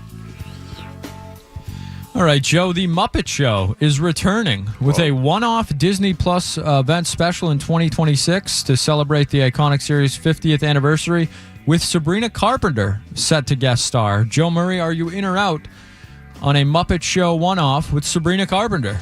Okay, will we still get Kermit the Frog and Miss Piggy and all that? I mean, they are the Muppets, Joe, so I would have to imagine you're going to get Beaker and all the guys. I can do a good Kermit impersonation. I am Kermit the Frog. Miss Piggy. What? No? I was always a Grover guy. Super Grover. Yeah. Floyd Pepper. You know, I watched the Christmas special over the last... I can't remember. It was last The Michael year. Caine one? I loved it. Tremendous. I watched it recently. I watch it every Christmas. It was awesome. The one with Michael Caine is phenomenal. Yeah. It's a legit good movie. You get Statler and Waldorf. You get Gonzo. You know, a little narration there. Bunsen Honeydew. Big Bunsen Honeydew guy.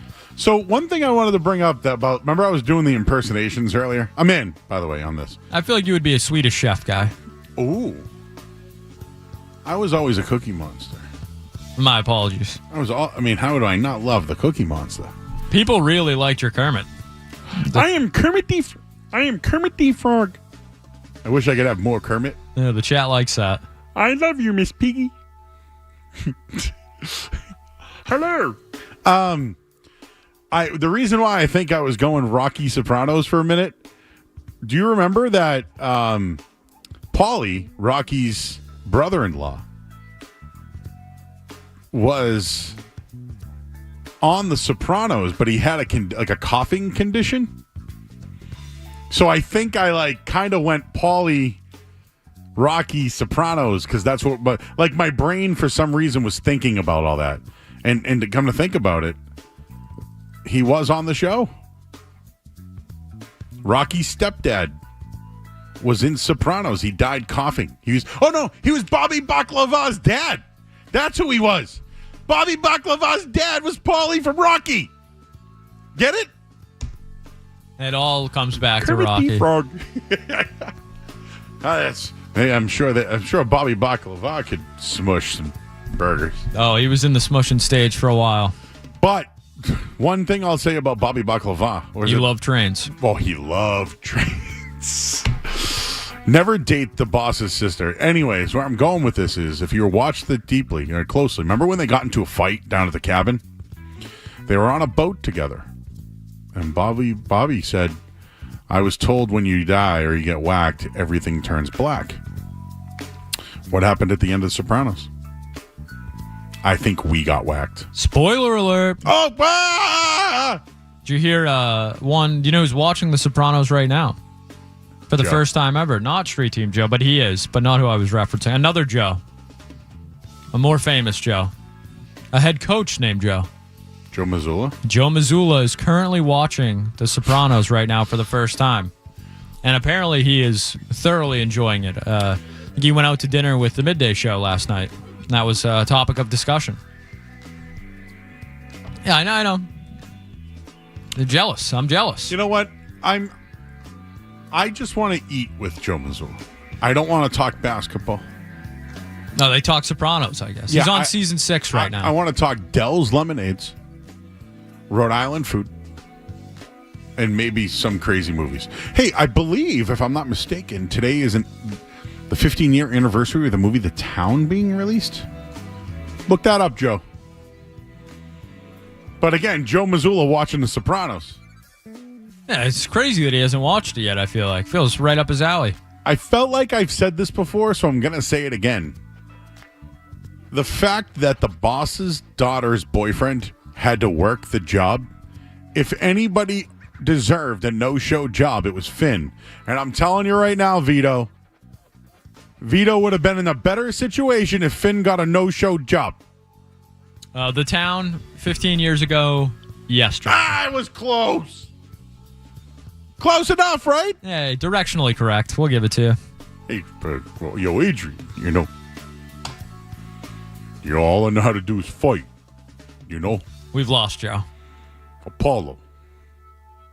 I'm scared. You lost the eye of the tiger. I'm scared. Okay, keep going. All right, Joe, something that we've definitely talked about in the past, but it is finally here, so we might as well revisit it. Starting 5, Season 2 drops October 16th, starring Jaylen Brown, Kevin Durant, SGA, Tyrese Halliburton, and James Harden. Joe Murray, are you in or out on Starting 5, Season 2? Jaylen Brown, huh? So it would be all of last season. All right, let me give you this. The reason why I'm in on this is I do need to know more about SGA.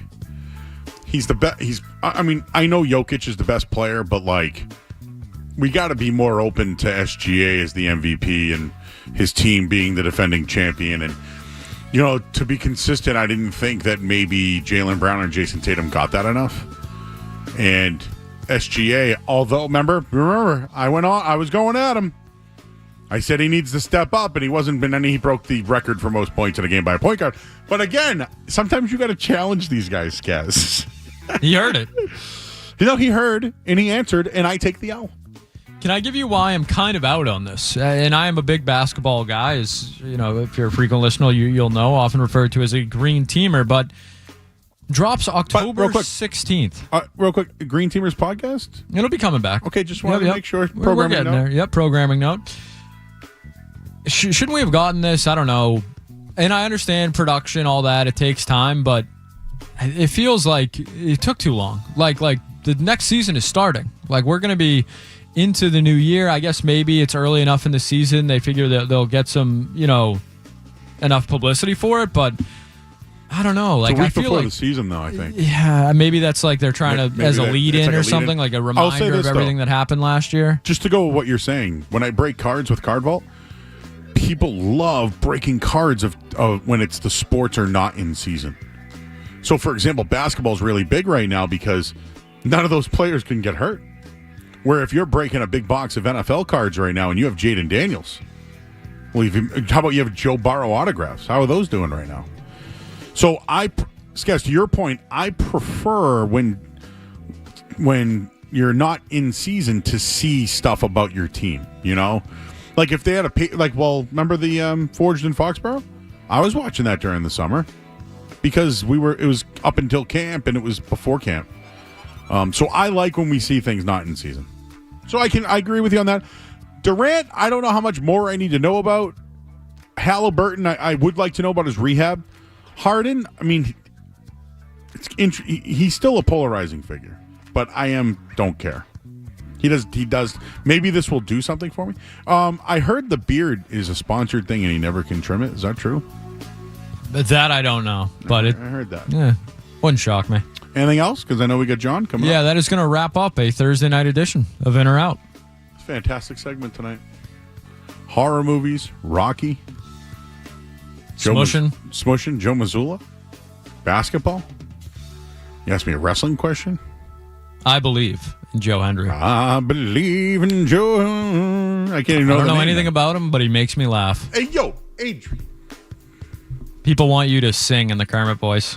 I love Joe. It's the Joe Show. Miss Piggy. I got to go to break. John Serenites, everybody, coming up next here on 98.5 The Sports Hub. Bye. You're listening to Joe. You're listening to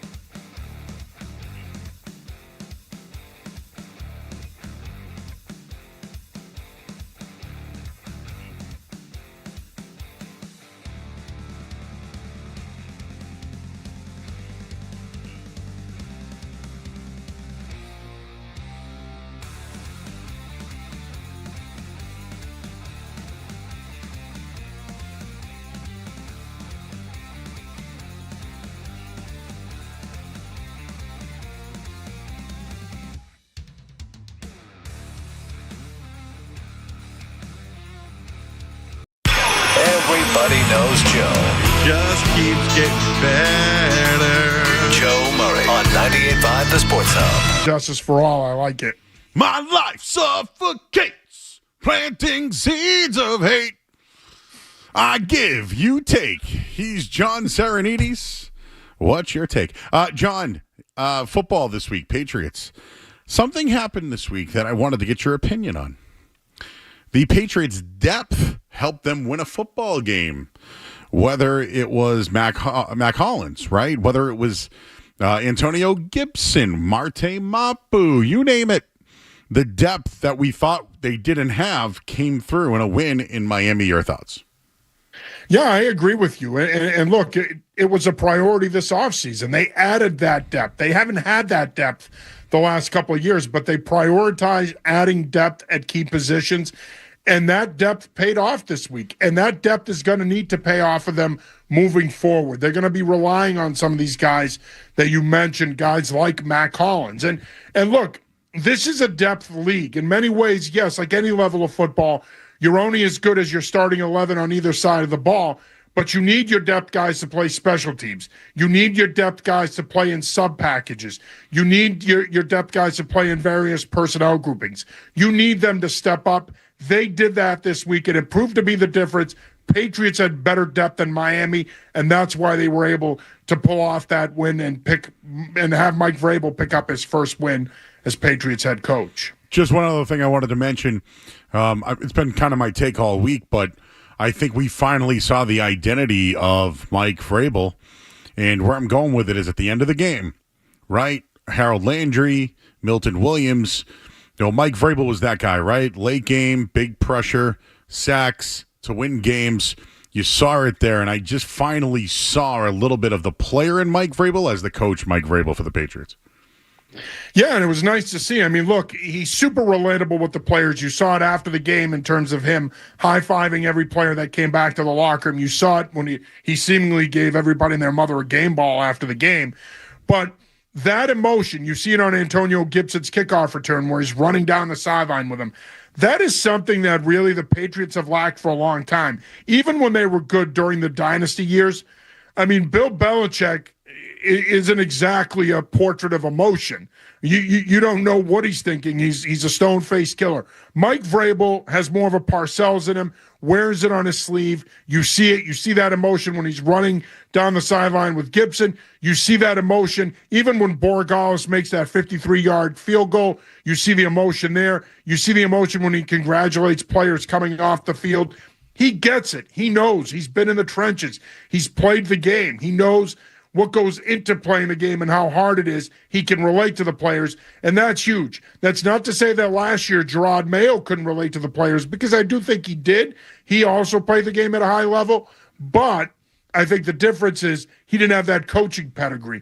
Vrabel has that coaching pedigree, and that is the difference ultimately, and that's why his players have responded for him and have played for him, as we saw this week. All right, John, moving on now, because I although I could nitpick some things from the win, they got a win in Miami, and that's it. Like, move on. I know there's things they'll work on. One of the things is tackling. They get Pittsburgh this week. It's not the old Steelers team. DK Metcalf obviously came over in a trade. They have Jaylen Warren now. They got some injuries on the offensive line. They still have talent, though, and they still have Aaron Rodgers. I like the Patriots this week. I've been against them weeks 1 and week 2, so I'm 1-1 picking them this week. But I feel like the ceiling is there for the Steelers. And I felt like the ceiling was there for the Dolphins last week. Like, how much more can they go? And I just feel like at this point, if the Patriots can tighten up a little bit of their tackling and continue to let Drake May be athletic and run the ball like the other teams have done against them, I think they have a chance. Plus, they have to win a game at home. No, I agree with you. I think this is a very winnable game. In fact, the next 2 weeks are winnable games. You have an opportunity, if you're the Patriots, to go into that Sunday night game in Buffalo in a couple weeks, 3-1.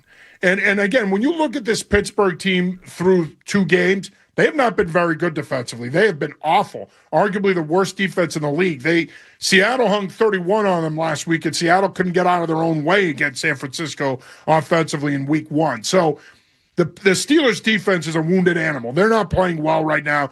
They're susceptible to giving up big plays. They're susceptible to giving up big plays in the run game as well. The key here is going to be the Patriots defense. It appears like you're going to have Christian Gonzalez back, which is huge. You need him in that secondary. We've seen how much that secondary has struggled through 2 weeks. A couple of weeks ago, they gave up 9 plays of over 20 yards, 9 pass plays of over 20 yards. So getting Gonzalez back this week is huge. That being said, the pass rush has been there, but it's been inconsistent. But if the pass rush and the coverage can be married and be consistent and on the same page, this Patriots defense will play better. They should be able to slow down Aaron Rodgers in this Pittsburgh offense, and they should be able to win this football game. Key is going to be getting that consistent pressure on Rodgers, throwing him off his spot. When he breaks contain and he gets outside, plaster those receivers. Don't allow them to get uncovered and open. And if you can do that and force them to have to either eat it or throw it away, you're going to have yourself a pretty good afternoon on defense. I'm not worried about Warren in this Pittsburgh running game. They also have Kenneth Gainwell. They don't scare me. It's more about how do you defend DK Metcalf and how do you put consistent pressure on Aaron Rodgers. If Gonzalez is on Metcalf and that frees up the rest of the secondary and you can get that consistent pressure on Rodgers, there's no reason to think that they can't win this football game. All right, John Serenites joining us here in New England Football Journal. All right, John. People might not know this about you, but you're a big Green Bay Packers fan. Born in Milwaukee, also a shareholder. Okay. Who had a better career, Brett Favre or Aaron Rodgers? Aaron Rodgers. I think Aaron Rodgers has had a better career. I think, and I know that this is a heretic thing to say, especially if you're in Green Bay. Luckily, we're not. I'm in the Boston market. Aaron Rodgers has had a better career. He'll end up having better numbers. He tied Favre for touchdown passes last weekend. I think he'll end up having better numbers, more than likely his last season. But I just think he's had the better career. They both won a Super Bowl. Of course, Favre took the Packers to 2, but they lost to Denver. That, to me, ultimately gives Aaron Rodgers the edge when it comes to who is the better Packer. And plus, I think when you look at overall quarterback rankings, I would put Rodgers ahead of Favre. All right. We, Skaz and I have been we're debating it, a healthy debate. Nothing, nothing. Haven't been getting angry. I haven't been yelling like Joe or anything like that. I think for me, it was Brett Favre. And although we saw Favre, I don't want to use the word choke, but has he gaffed up major opportunities for... Yes, and the turnovers, man. I mean, he threw a lot of interceptions. A lot. And, we always bring up, hey, well, Cy Young, had the most wins and most losses, but also never won a Cy Young, right? So all those things can't... He didn't win an award named after him? Hey, maybe it'll be the Joe Murray Award. I don't know what that would be, but, I'm down with it. I'm sure in those days, because people had stupid names in those days. So there might have been a pitcher that was dominant before him named, I don't know, Tiff Smith or something. He could have won the Tiff Smith Award. Well, isn't there like I have a knee thing called the Osgood something? And it's like, who's Mr. Osgood? And he had the same knee issue I did. Like, what is that? But it's like Tommy John, right? Like, his name was Tommy John was a real person. Exactly. What is that a weird? He's actually a pretty good pitcher. Was that a weird name? Oh, he had 2 first names. It happens. It does happen. Like Joe Murray, is that 2 first names? I don't know too many Murrays with first names. Typically, if your first name is Murray, you come from money. Oh, okay then. Well, I would maybe I'll be Murray. No normal person, no middle class person or lower class person per se is naming their kid Murray. That's if your first name is Murray, you either come from money or you're a lax bro. No one else is naming their kid Murray. Okay. I don't really have much else on the Patriots, but I do get to ask you about Bill O'Brien and Boston College. It wasn't good, John. They were up 17-0. What happened? I want to blame the quarterback, but I do feel like that's a coaching meltdown. Not a great game. Stanford was one of the worst teams in the country, dude.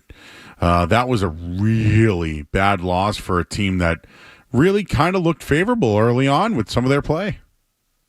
Yeah, look, going into the game, they were 14.5-point favorites. And when you get your schedule in the offseason, whether it's high school, college, the NFL, privately, within your coach's office, you know the games that you should win.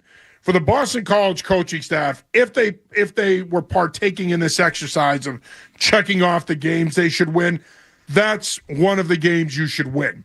Again, as I mentioned, 14.5-point favorite. Yeah, you got they didn't leave until Friday. Yeah, you get out there. Yeah, you got to play Saturday night at 10:30 our time, 7:30 their time. But the bottom line is you can't blow a 17-0 lead. You can't lose this game 30-20. Plain and simple. I agree with you. It starts with the coaching. O'Brien, pretty agitated in the post-game press conference. Didn't have a lot of room for stupid questions. And it's not that the Boston College media asked stupid questions. He wasn't in the mood to answer anything. And I don't blame him. I would have thrown up after that game. I have thrown up as a head coach after bad losses. I wouldn't be surprised if you told me he chunked it out in the bathroom after that game, because that is as bad a way as you can lose in many ways. You blow a 3-score lead, and not only do you blow a 3-score lead, but you're non-competitive in the second half in the process against a team that has an interim head coach. Kind of looks like they're not playing for him. It's a program in disarray. And what do? You make their season by going out there and playing the crappiest possible second half you could play. You put the game on a silver platter for them. You hand it to them, and they take it. This is a bad loss for a program that's trying to break that 6 or 7 win cycle. If this is a program that wants to get to that 8, 9, 10 win level, They got to win games like this. If you can't win games like this, then you're nothing more than a 500 team that's going to play in a mediocre bowl that nobody cares about. And yay, you might win it and go 7-6, but that's the rut that this program is stuck in. And until they take care of business against programs they should beat at the FBS level, they're not going to break that rut. They're going to continually be a 6-6, 7-5 program. I'll just say this. People are going to be like, oh, here comes Joe, axe and a grind, grinding an axe with when it comes to Bill O'Brien. But, there's been too many games this year and some last year where their goal line play calling hasn't been great. And I do blame it on O'Brien because, that kid Lonigan's been pretty good. But, man, he had some really bad mistakes, one on the goal line, one when they were their back was to the end zone as well. I think that's on coaching, man. Yeah, I think that's a fair point. And look, O'Brien didn't hide from that in the post-game press conference. I mean, he came out and flat out said it. We didn't coach well. We didn't play well. We didn't do anything well. And he's right. And look, you give up 30 points to that offense, an offense that couldn't get out of its own way the week before against BYU. That's bad. That's on defensive coordinator Tim Lewis. That's on the defensive coaching staff. And it also has to fall on the players. Okay, the tackling has been abysmal. The pursuit angles have been abysmal. They are playing bad football right now. This bye week comes at the perfect time for this program. You shouldn't need a bye week 3 weeks in, but they do. If they're going to fix this and get things turned around for the Cal game, then they needed this bye week. The other problem is they're banged up. They have a lot of key guys that are out right now, and they may or may not have them for that Cal game next weekend. But nonetheless, Bill O'Brien and his staff, I'm sure, took a long, hard look in the mirror this week, because when you look at where this program is right now, they're just not playing well enough to be competitive. They've got to be better. All right, he's John Serenites, New England Football Journal. What do you got this week? Any big high school? I saw a nice little a lot of outlets now are starting to get on this Vargas. Is it Vargas out in St. John's Prep? And they're starting to, that's starting to ramp up a little bit. But what else? What you got this week, and what are you guys covering, and who you got? Who's King Philip got this week? Well, St. John's Prep is playing Central Catholic tomorrow night, and what should be a really good game. Central Catholic is a program that was really good for a long time under Chuck Adamopoulos, fellow Greek. He's a legend, not because he's Greek, but he's a coaching legend. And if you're Greek, you are a legend. But nonetheless, a program that has struggled the last couple of years, but John Sexton, their coach, has them playing some good football. They're 1-1, big win over BC High last week. It'll be a really stiff test for St. John's Prep. Another big game is Springfield Central at Mansfield. Mansfield went out to Michigan last week and beat Bedford High School 35-14. Springfield Central is coming off a bye. That should be a really good game. You got a couple of other intriguing games as well. Norwell at Scituate. You've got a couple of other games that are really good matchups as well. Walpole at Natick. King Philip, to answer your question, is playing Norwood. So it's, your old stomping grounds, huh? Yeah. So should be a good test. Norwood is 1-1, but they had a shootout loss to Canton last week. But last 2 years they've played King Philip tough. So it should be a good game. All right, John. Anything else going on with you? Did you know that today was National Cheeseburger Day? Joe, I'm so disappointed because I didn't until after we had dinner. I made dinner. We eat dinner on the deck. And then my wife's like, well, it's National Cheeseburger Day. I'm like, well, I could have used this information about 2 hours ago. Cheeseburger is my favorite food in the world. I mean, I have teenager eating habits. My two favorite foods in the world are cheeseburgers and steak and cheese. I didn't find out until after I made chicken cutlets with Parmesan cheese on them, roasted potatoes, and Greek garden salad. Well, that salad, though, I don't know. Hey, now listen, the Greek horriati salata, it's called. Whoa. It's not your run-of-the-mill salad that you get here. It's tomatoes, it's onions, olive oil, oregano, salt, pepper, feta cheese. It's real deal, man. It's real deal. I don't know anybody that's had it that doesn't like it. I think one of my favorite burgers is a Lewis burger from Norwood. They're good. You got the special sauce. That's a quality burger. It's routinely voted one of the best in Massachusetts. I haven't had one in a long time out there. I know Joe, the chef. I got to get out there some night. Yeah, you do. Maybe I can meet you there and have a Lewis burger with you. Yeah. What's a quality burger on the North Shore? See, I'm a South Shore guy, so what's a quality burger on the North Shore? Ooh, great. I do think that Boston Burger Company, they do a good job. They really do a just like solid job. There's a lot of like chains like that too in the area. They have multiple like chains, but I think they're just like really just solid, you know. But they've got some interesting combinations too. Oh yeah. Did I sound like Fargo right there? Oh yeah. I've been doing, dude. Somehow I mixed up Rocky and The Sopranos tonight, but then I realized Bobby Baklava's dad was Paulie. Bobby Baklava. Yeah, right. I know. Yeah. Burt Young. His dad on the show was Burt Young. That's right. Who I believe was from Revere, Massachusetts, if I'm not mistaken. Yes. Dies a really stupid death on the show, by the way. He also has he also killed somebody. Well, he whacked Mustang Sally, and then he busts a coronary on the way back, and he drives into a telephone pole. So there you go. Yeah. Well, he took one for the team, right? He did. He did. Best part of that is that the whole dynamic of Junior Soprano and Tony and whether or not he should be the one to do the hit. Yeah.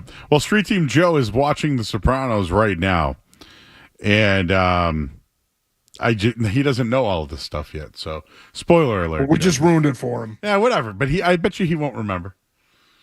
Probably not. But he is a legend, Street Team Joe. And Street Team Joe, what's up, brother? There he is. No, but he might remember. Oh yeah, that's Paulie from Rocky. Yeah. And then he'll put it all together. All right, John, I appreciate you, man. Good luck this weekend, and we'll catch up next week. And then, dude, at some point we got Bruins games and Celtics games coming up, so we'll work you in weekly whenever we can fit you in, my man.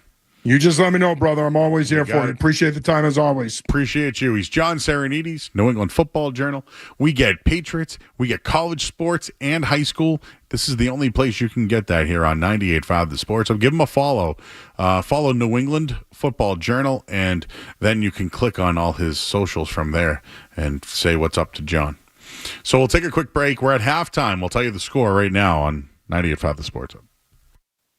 Sports Hub headlines presented by Celsius Energy Drink.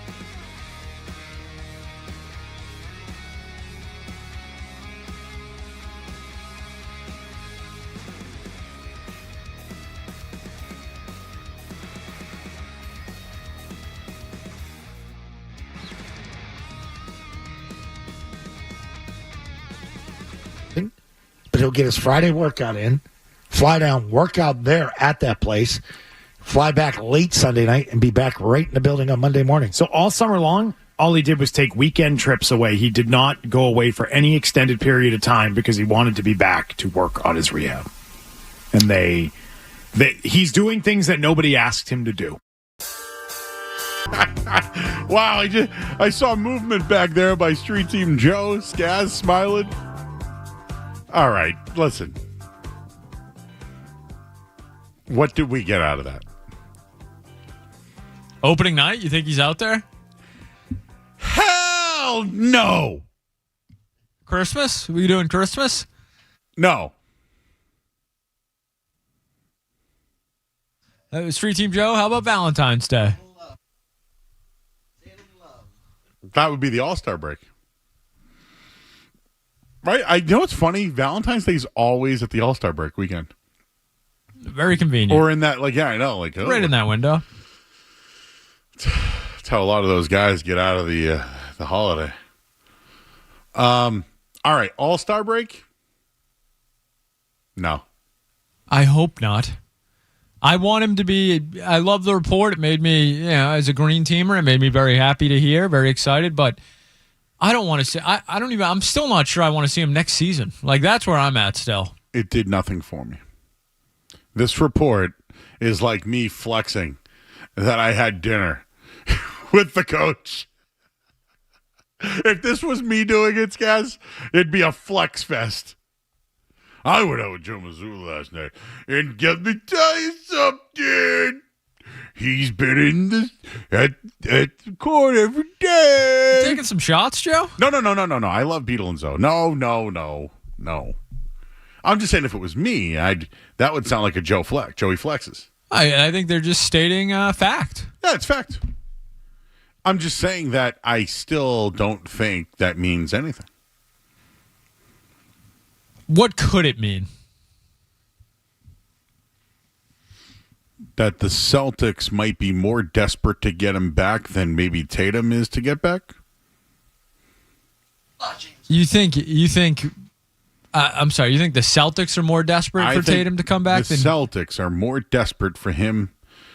How about this? Desperate for the idea. Oh, they need the idea. That's the carrot right there. That's how you keep people, locked in. Tatum's coming back. Now they hang around. They're a 7 seed, 8 seed, 6 seed. Tatum's. But what about Tatum? I heard he's looking pretty good. I heard he never left the facility all summer. You know how to do it. It could be you right in this chair, Skaz. Let's not go that far. No, for real though. You just nailed it. Hey, he's been working out every day.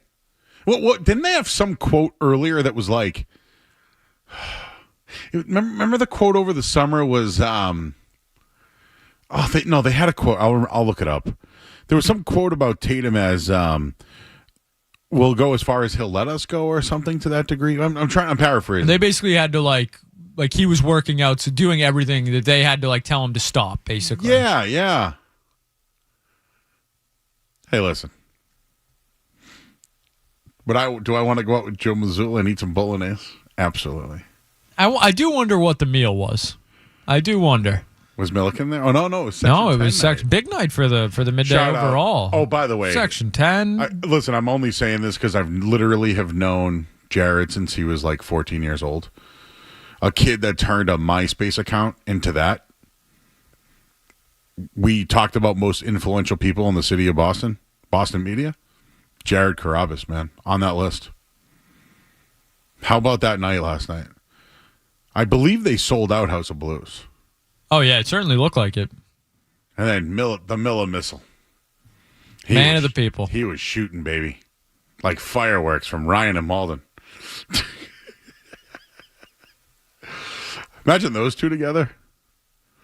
I'm ready. But no, for real, shout out to those guys. I'm not surprised. I'm just happy for them, Great stuff. All right, I got to take this call. I know I'm a little late. Let me just hit this while we're at it. This hour of the Sports Hub is brought to you by Valvoline and Oil Change. Enjoy quick and convenient vehicle maintenance this month. Visit NewEnglandOilChange.com. You can save 15% off your next drive-through oil change at Valvoline Innocent Oil Change, the official oil change of Busy People. My take on the whole Tatum thing, just so I can clarify what I meant by that is, yeah, I'm great. I'm glad he's there every day. I'm glad. But I still don't have any expectations of him coming back before the All-Star break or even before the playoffs. So I'll leave it at that. But you know what? They want to let you know there's a chance. And I'm out on that. Let them get healthy. Let them get healthy. And go big the following year. A friend is on the line right now. His name is Beer Joe. He's in Medford. Hi, Joe. Yo, what's up, Joe? How we doing? How you doing tonight? Good, man. Just calling in to say, hey, man, happy half birthday last Saturday. I know it's a big day for you. Oh, that's right. You and I share a half birthday. Which would mean you share a birthday. Sorry, I meant we share a half birthday and a birthday. No, we don't share a half birthday. We share a first and middle name. That's about it. Oh, we don't share the same birthday. No, we share the same first and middle name. So that's about it. Okay, I got confused. Joe, last week I went to a dispensary. Did you know that? Yeah. You did? Okay. Thank you for wishing me a happy... We've talked about half birthdays before. We don't celebrate them here on the night show. But I appreciate you wishing me the best. Yeah, Joe, hey, man, just calling in tonight. Love the show. You got me cracking up this week talking about soft and smelly T-shirts. Yeah, what do you think? What do you think? What do you consider, like, is there a Boston sports thing or a thing of Boston that's soft? And is there a thing of Boston that's smelly? Yeah, dude, you had me dead talking about those T-shirts last night. I was dying. Hey, did you ever go to Good Times growing up? No. Oh, I figured. Are you from Medford? No. Oh, all right. Well, that's why I was bringing that up. What was for dinner tonight? Hey, Joe, I haven't eaten yet, but listen, I just want to give you a few takes on the Pats right now, my man. So now that Jabril Peppers is gone, who do you think's the hardest hitting player on the Pats?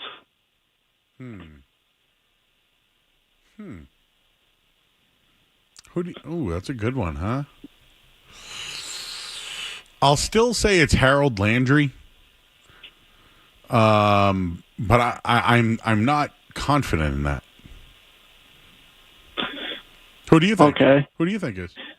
No, I really don't know. I have the linebacker play has been subpar. I think the linebackers are lacking over this last game against Miami. The secondary just got run over. I think the defense just did not look good. But hey, look, I want to talk about the O-line here. You know, Joe, you play tackle. I was in there at guard. Like, this is the Patriots' bread and butter. Here's the O-line. Will Campbell, he played great. I thought, I think the offensive line against Miami played great, but I don't think Miami's that good at all. So I don't know what that means. If Morgan Moses goes down, we're looking at Marcus Bryant taking over. So at this point, I'm just praying to the God of centers. I'm praying to the O-line gods. I'm praying to the David Andrews Shrine. That's what I'm praying to right now. Hey, Bear Joe, do you know how to snap a football? I did at one point, yeah. How do you hold it? By the laces, the top of the ball? Do you put your two hands on it? How do you do it? I don't know. Yeah, I usually grab the top of the ball. Yeah. Okay, and then you just flip it right back. Yeah. No spiral, or is it a flip? Well, for the shotgun, yeah, spiral. So shotgun spiral. Have you ever long snapped? No, have you? Oh yeah. I practiced a lot. You know how you regularly throw a football, like overhand? Put your middle finger on the other hand on the line of the ball, and then go down on the ground. And you'll notice that when you throw it back, it's like you're throwing overhand. You're just guiding it with the middle finger of your other hand. Oh, okay. We can practice sometime if you want. Yeah, sounds legit. You want to go to Tufts? No, we'll go to Tufts. We'll go to Bob's Deli. We'll get some chicken parms, right? Or Lakash's. I don't know what you want to do. And hey, Bob's Deli's great. That's great. They that's make goated. a great chicken parm on a braided roll. Yeah. But so we can go to Tufts and we can long snap. Maybe we can grab some tires and try to long snap some balls overhand through tires. Yeah. You down with that? Yeah, we can do that. And I'd love to run some stunts on you. Oh, you know, you playing tackle, me playing DN. I'll give you my spin move, couple jukes. How about this? Rush the passer. Skaz is the quarterback. Street team Joe plays right guard. I'll play right tackle, and we'll do some stunts. Bro, I'll dice you up. Oh, we got ourselves a challenge. Oh, what you got? What you want to size yourself up? What do you got? Yeah, dude. I used to play linebacker. I used to come in hot. What's your size? give me your stats. How tall are you? No, Joe, I'm washed up now. No, how tall? Let's do it. I'm not joking around. How tall are you? I'm 6 feet, like 200, 210. Okay. I'm 6'3", 372, but I can move. Yep.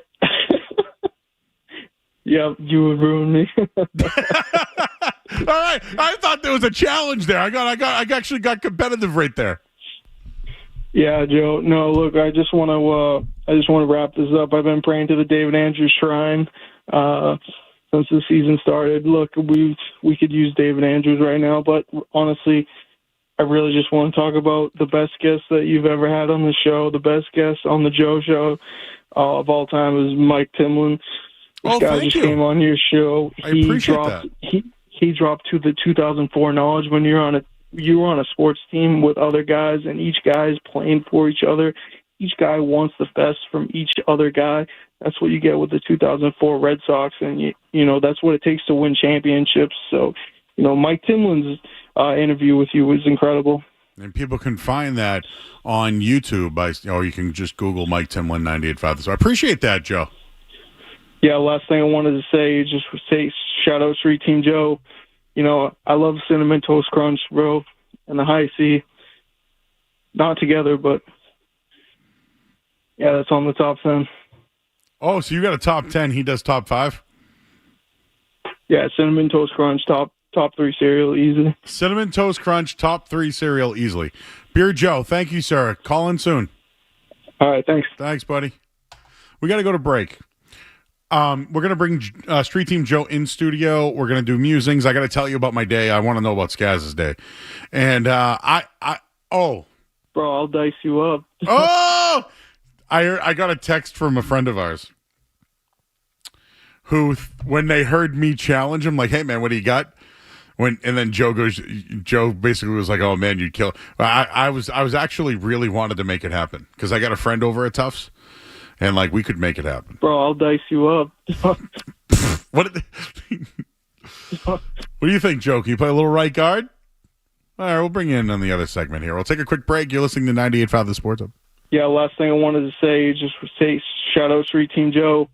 You know, I love Cinnamon Toast Crunch, bro, and the High C. Not together, but... Don't go anywhere. There's more Joe Murray. On the way on 98.5 The Sports Hub. Atomic Coffee Roasters, a second-generation family.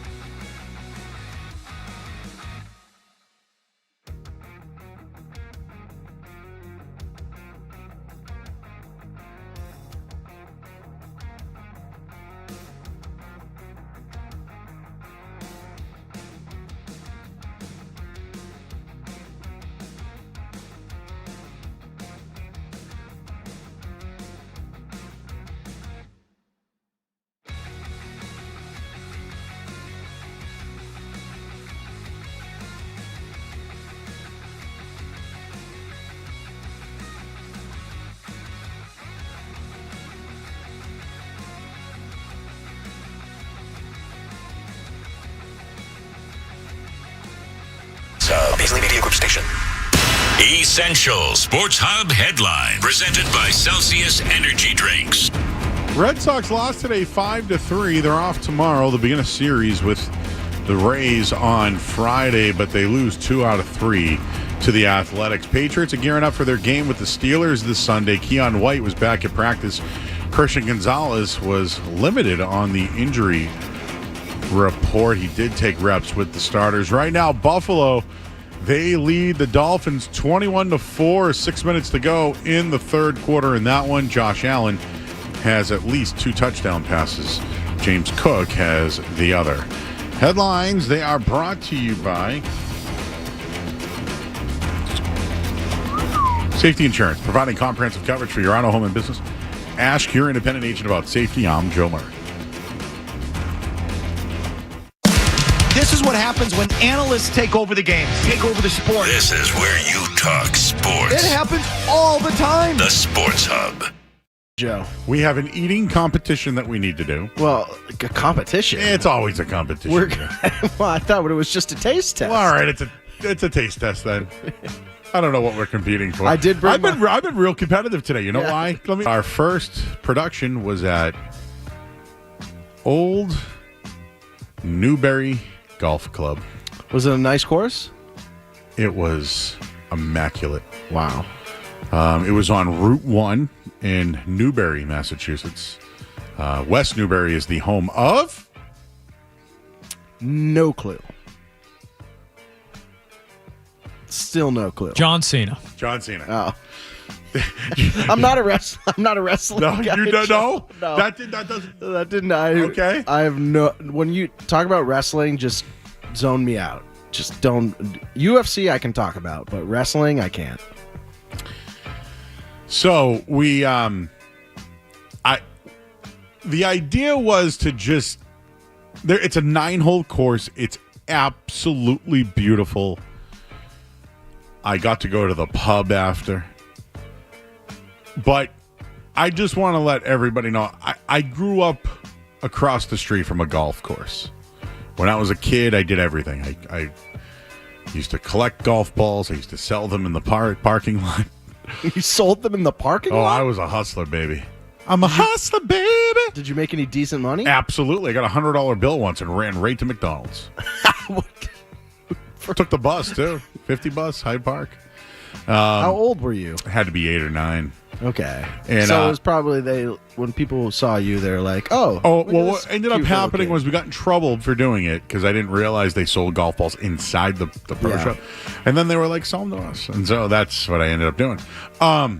So me and golf courses, like Skaz loves golf. He plays, he watches. Like me, I don't do it because, well, I probably just don't want to go golfing. It's also a physical activity, which I'm not really into these days. But I went today. And we did a video. I met Ronnie, the golf pro. Outstanding. Ron was awesome. I'll give a shout out to Chef Welch as well. Oh, so can you tell the listeners about this meal? Because I saw a picture and oh my god. So it'll be a Joe on the go. We're going to do a bunch of them. But I golfed a little bit today. And do you know the moment I realized that I was in for a long day? Skaz, you might appreciate this. I went to put the golf tee down to take my first swing, and I realized, well, the ground's a little bit longer and lower than I remembered. So I don't know if it's the belly. I thought you were going to say the first tee shot. No, we haven't even gotten No. I don't know if it was the belly or the knees or the back. I don't know what it was, Street Team Joe or Skaz.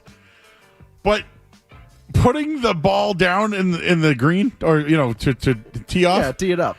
Took a little bit of more work than I anticipated, and that's when I knew. Oh boy. So it was a little bit raining early on.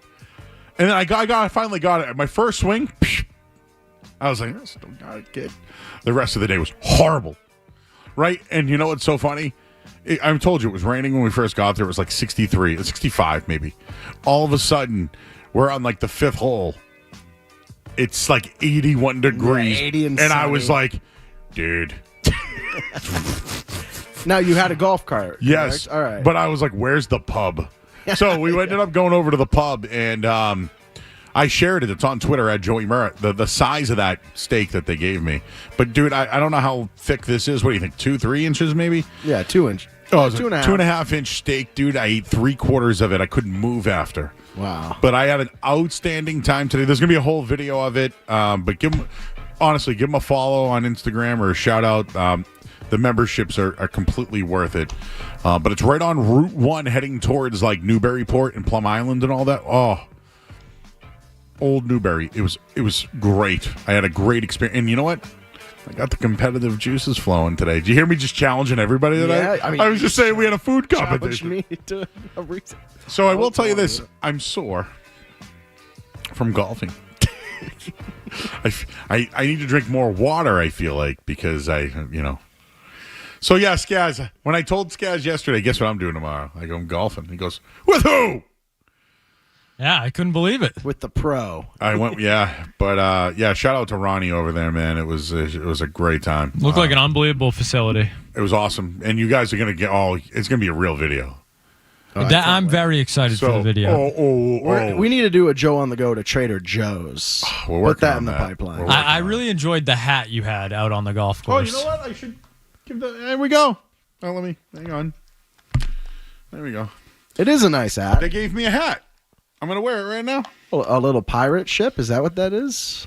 Do you know that? I didn't realize this, but did you know that Old Newbury is spelled A-U-L-D? No. Excuse me? It's not like, you know how Ole Miss is O-L-E? Yeah. Well, when you spell old at times, it's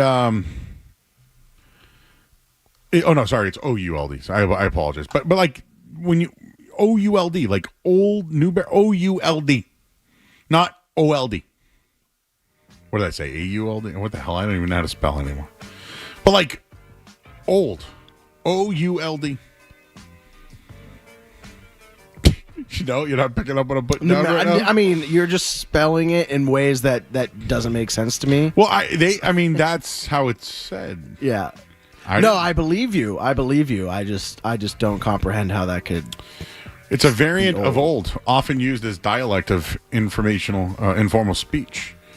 It can indicate something that has aged or has existed for a long time. 1916. So that would be over 100 years, right? So that would be old, O-U-L-D. You know what Ole Miss makes me think of is The Blind Side. Great movie. Michael Lohr.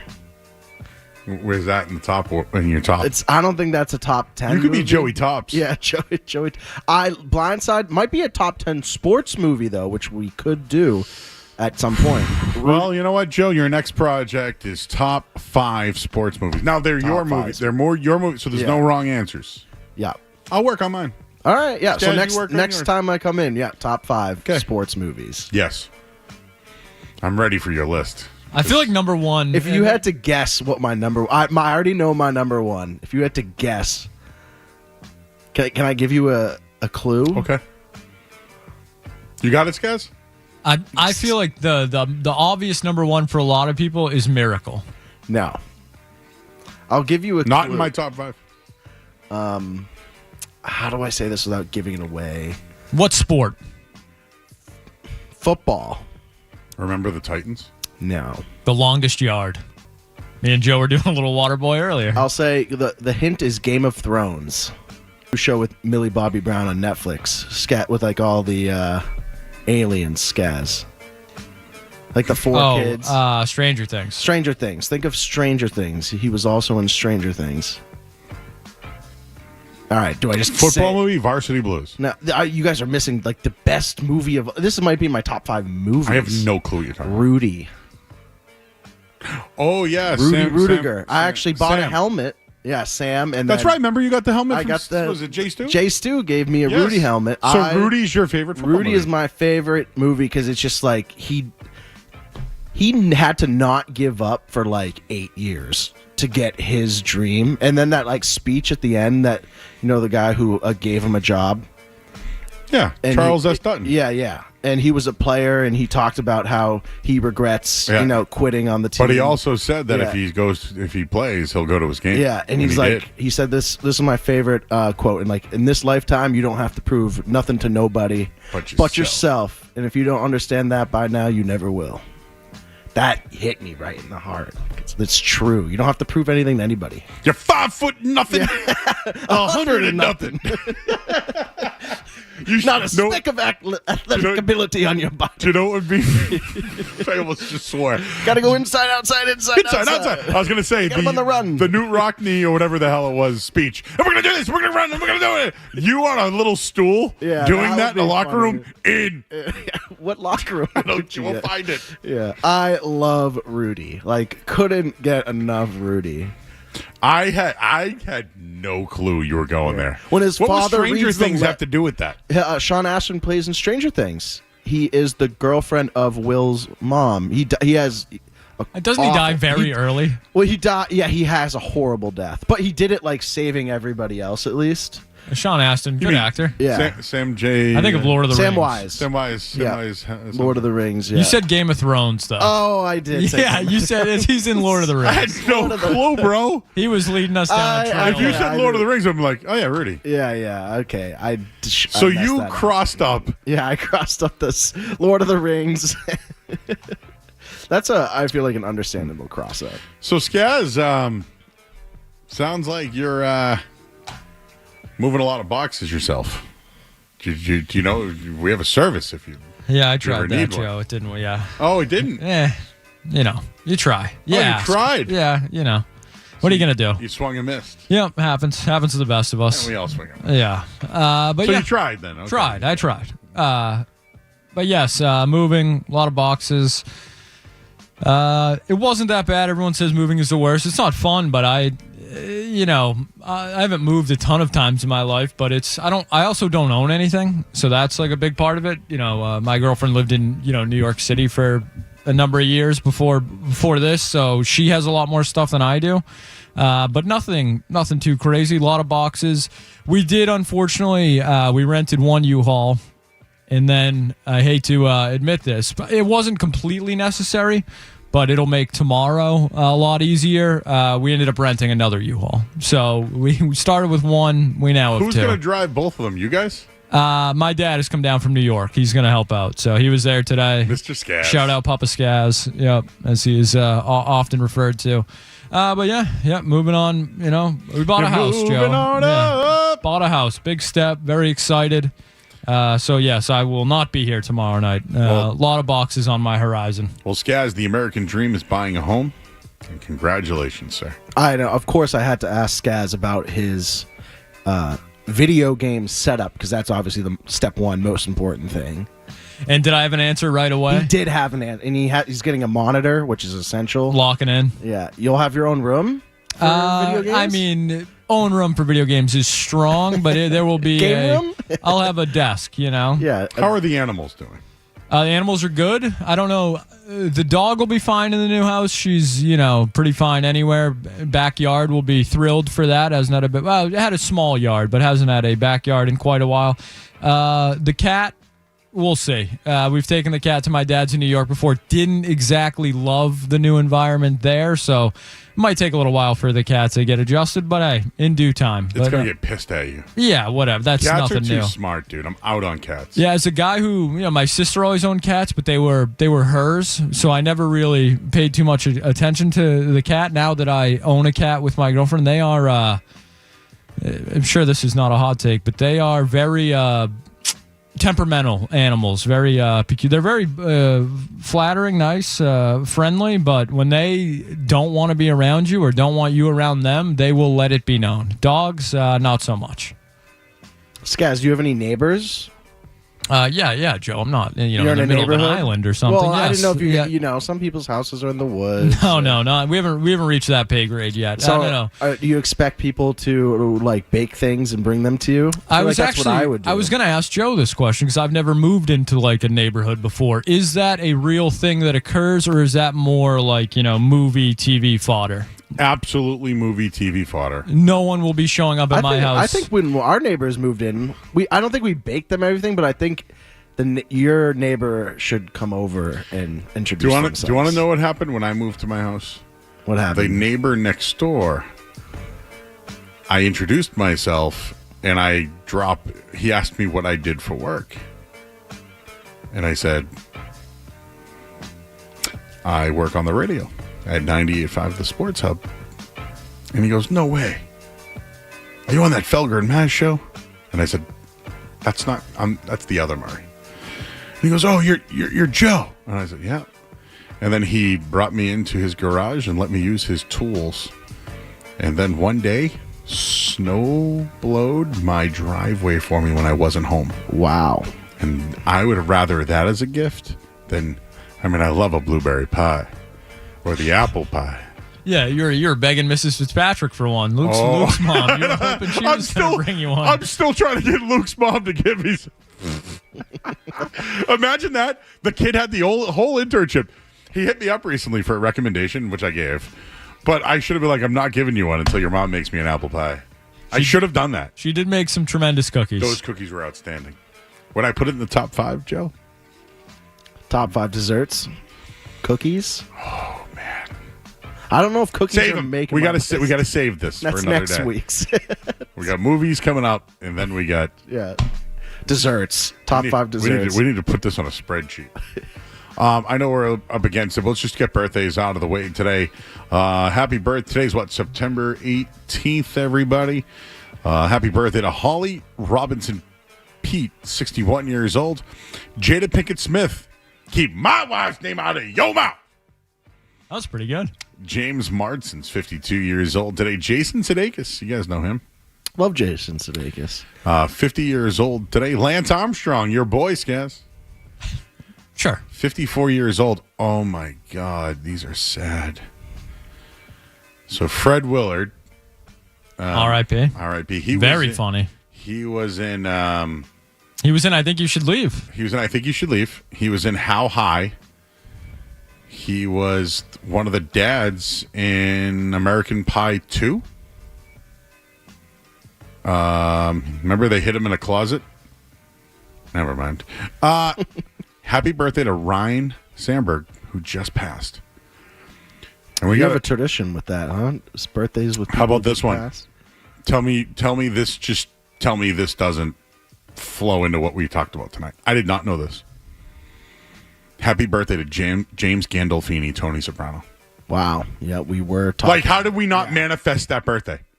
I mean, I know it was his birthday years ago. You guys, 1961. I already forget the spoiler alerts you said earlier. You ever see the guy who can do the Tony Soprano voice? And he says, yeah, everything Tony does is with a... And so I thought about it, and I can't do it on the radio because I think I'll slip. I'm on episode 2 with my dad has seen it, but I am rewatching it with him because I just don't pick up on a lot of things in this show for whatever reason. So he explains it to me as I. Do you know what I would do? Watch the show and then go to Sopranospedia, and they'll explain everything. Okay.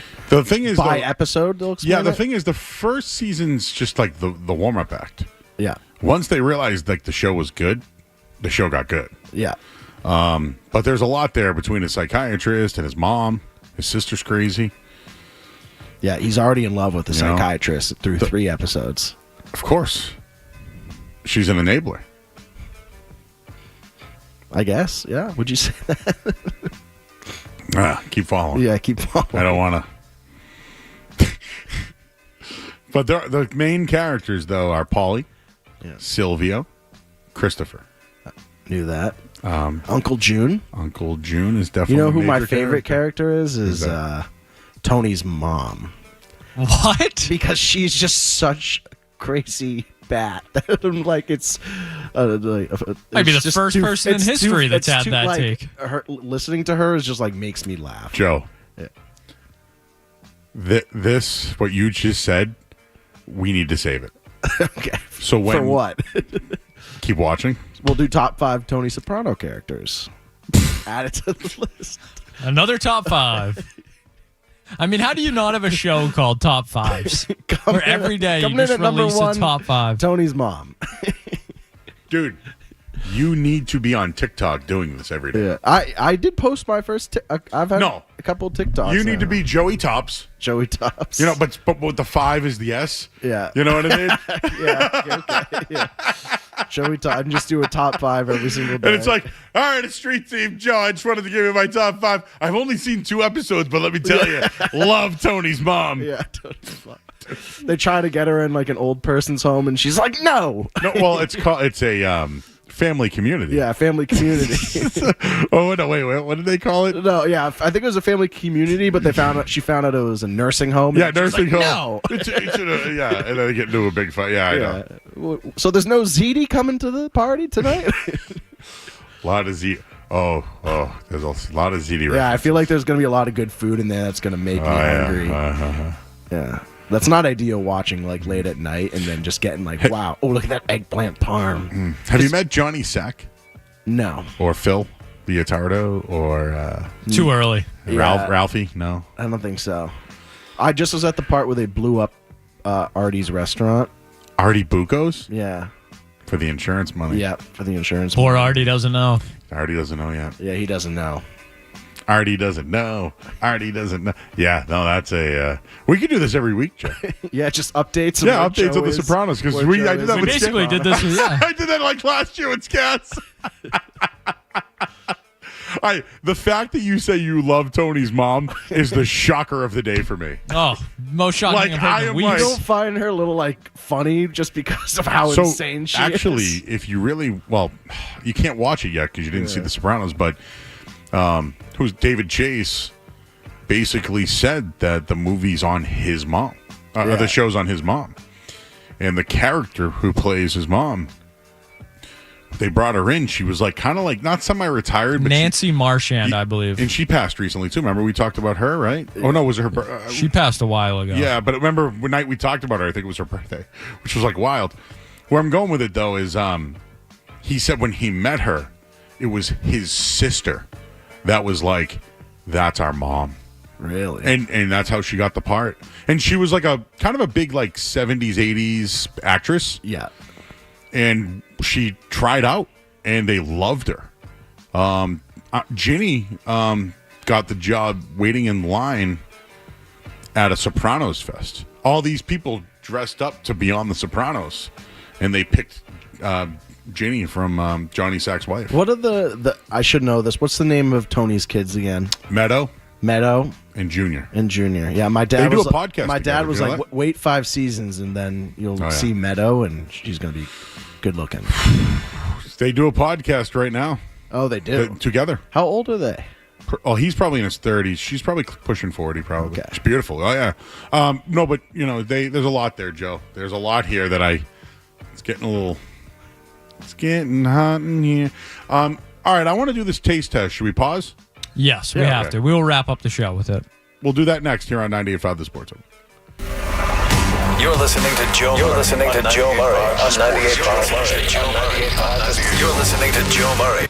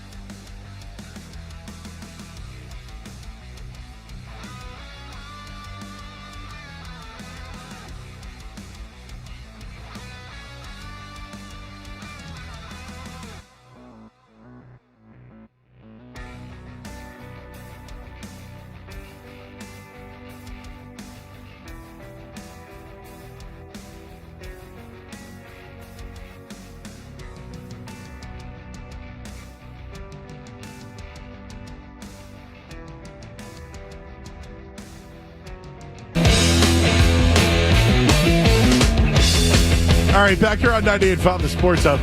Red Sox stink. Patriots, Steelers, Bills just went up 28-21 on the Dolphins. We good with sports? Jason Tatum's rumored to come back faster than normal. I'm all set. Are we good? That's it? That's We've handled all the sports stuff? I got nothing else to say. Okay. Let's go to the phones real quick because we have a we have a taste test coming up. Sharpie! What's up, Sharpie? Yo, what's up, buddy? How you doing? How you doing, Sharpie? Well, I'm good, Joe and Kaz, and I'm watching this football game here, and I get so many thoughts in my head. And Joe's top fives are just bad, and Tony's mother, really, Joe? Tony's mother? I don't even watch the damn show. I know that she's just useless. Oh, she ain't useless, bro. Well, I can't watch the show because any good, self-respecting mobster does not talk to a psychiatrist. All right. What else you got? I'm just saying. I'm watching the game here. I'm on my 10th cranberry juice, and I just wanted to give a call in and see what you guys are up to. And I can't believe the Dolphins even hanging tight in this game. Yeah. What do you put in that cranberry juice? Well, I tend to put a drop of ginseng just to make sure everything comes out good. Okay. So, Sharpie, it sounds like we're trying to plan a show outing at Kowloon. Is that correct? Well, that's what I had heard, yes. What days are more convenient for you, Saturdays or Sundays? Saturdays, either one works for me, and I don't mind either way. Whatever we want to do. Okay. I work Patriots games, so the only day I have is a Saturday, but it's not the most convenient day to go. But I think we could make it happen. Well, whenever you want to go, I would love to meet you. I would be honored to meet you, actually. Oh, yeah, no problem. We can hang out. It's no big deal. We don't need any honor. There's no. Hey, Sharpie, if you Street Team Joe, Joe's dad, and Skaz hang out, there'll be no honor that night at all. No. They'll be far from it. Actually, I was with Joe's dad tonight earlier in my living room and watching the game. But no, it's just. Rudy, though, Joe, real quick, I just can't. Rudy? Really? What would you go over? Did you remember when he told his dad, "Hey, I made it into Notre Dame"?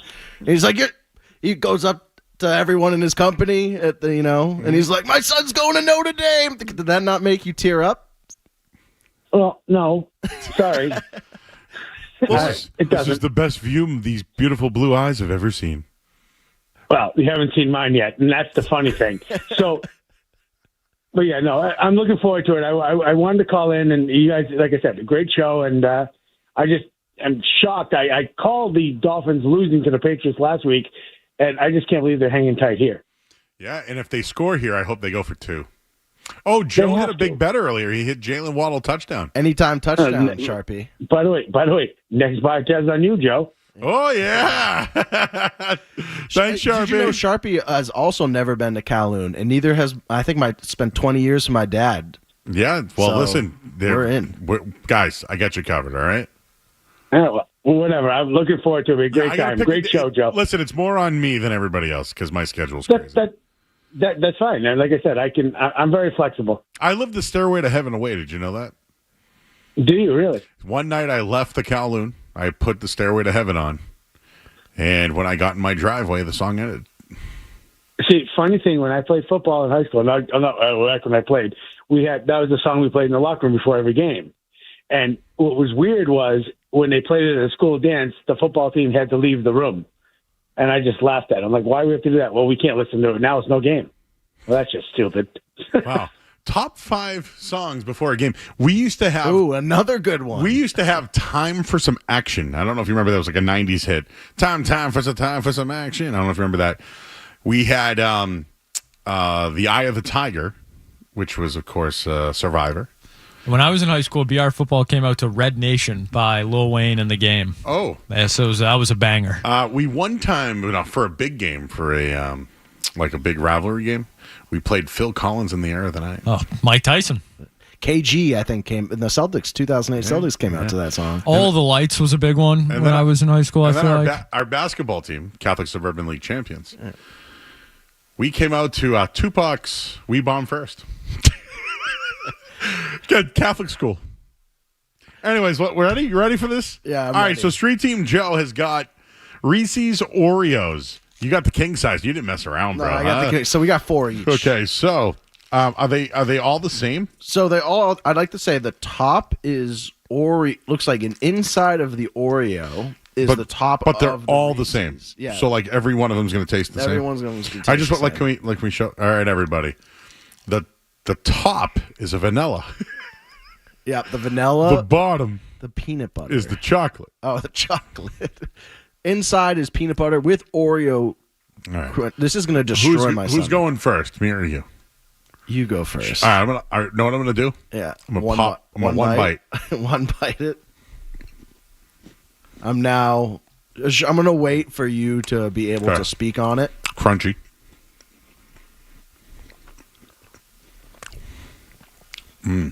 Oh, the vanilla really, really kind of dominates the peanut butter, which I really like. I don't taste a lot of chocolate, but I will tell you this: I'm in. I'm gonna have another one. I love Reese's Cups. It just, on all honesty, kind of just tastes like another Reese's Cup to me. Okay. I don't think I noticed much of a difference. Do you one bite these bad boys? I did one bite it. I could taste the crunchiness Oreo in the middle, but I really couldn't. Second one, I taste a little bit more peanut butter. But the vanilla dominates the peanut butter. So you can notice a difference? Yeah. It just tastes like a normal Reese's Cup to me. Maybe let me try biting a smaller piece. Maybe the one bite was just too much for my senses.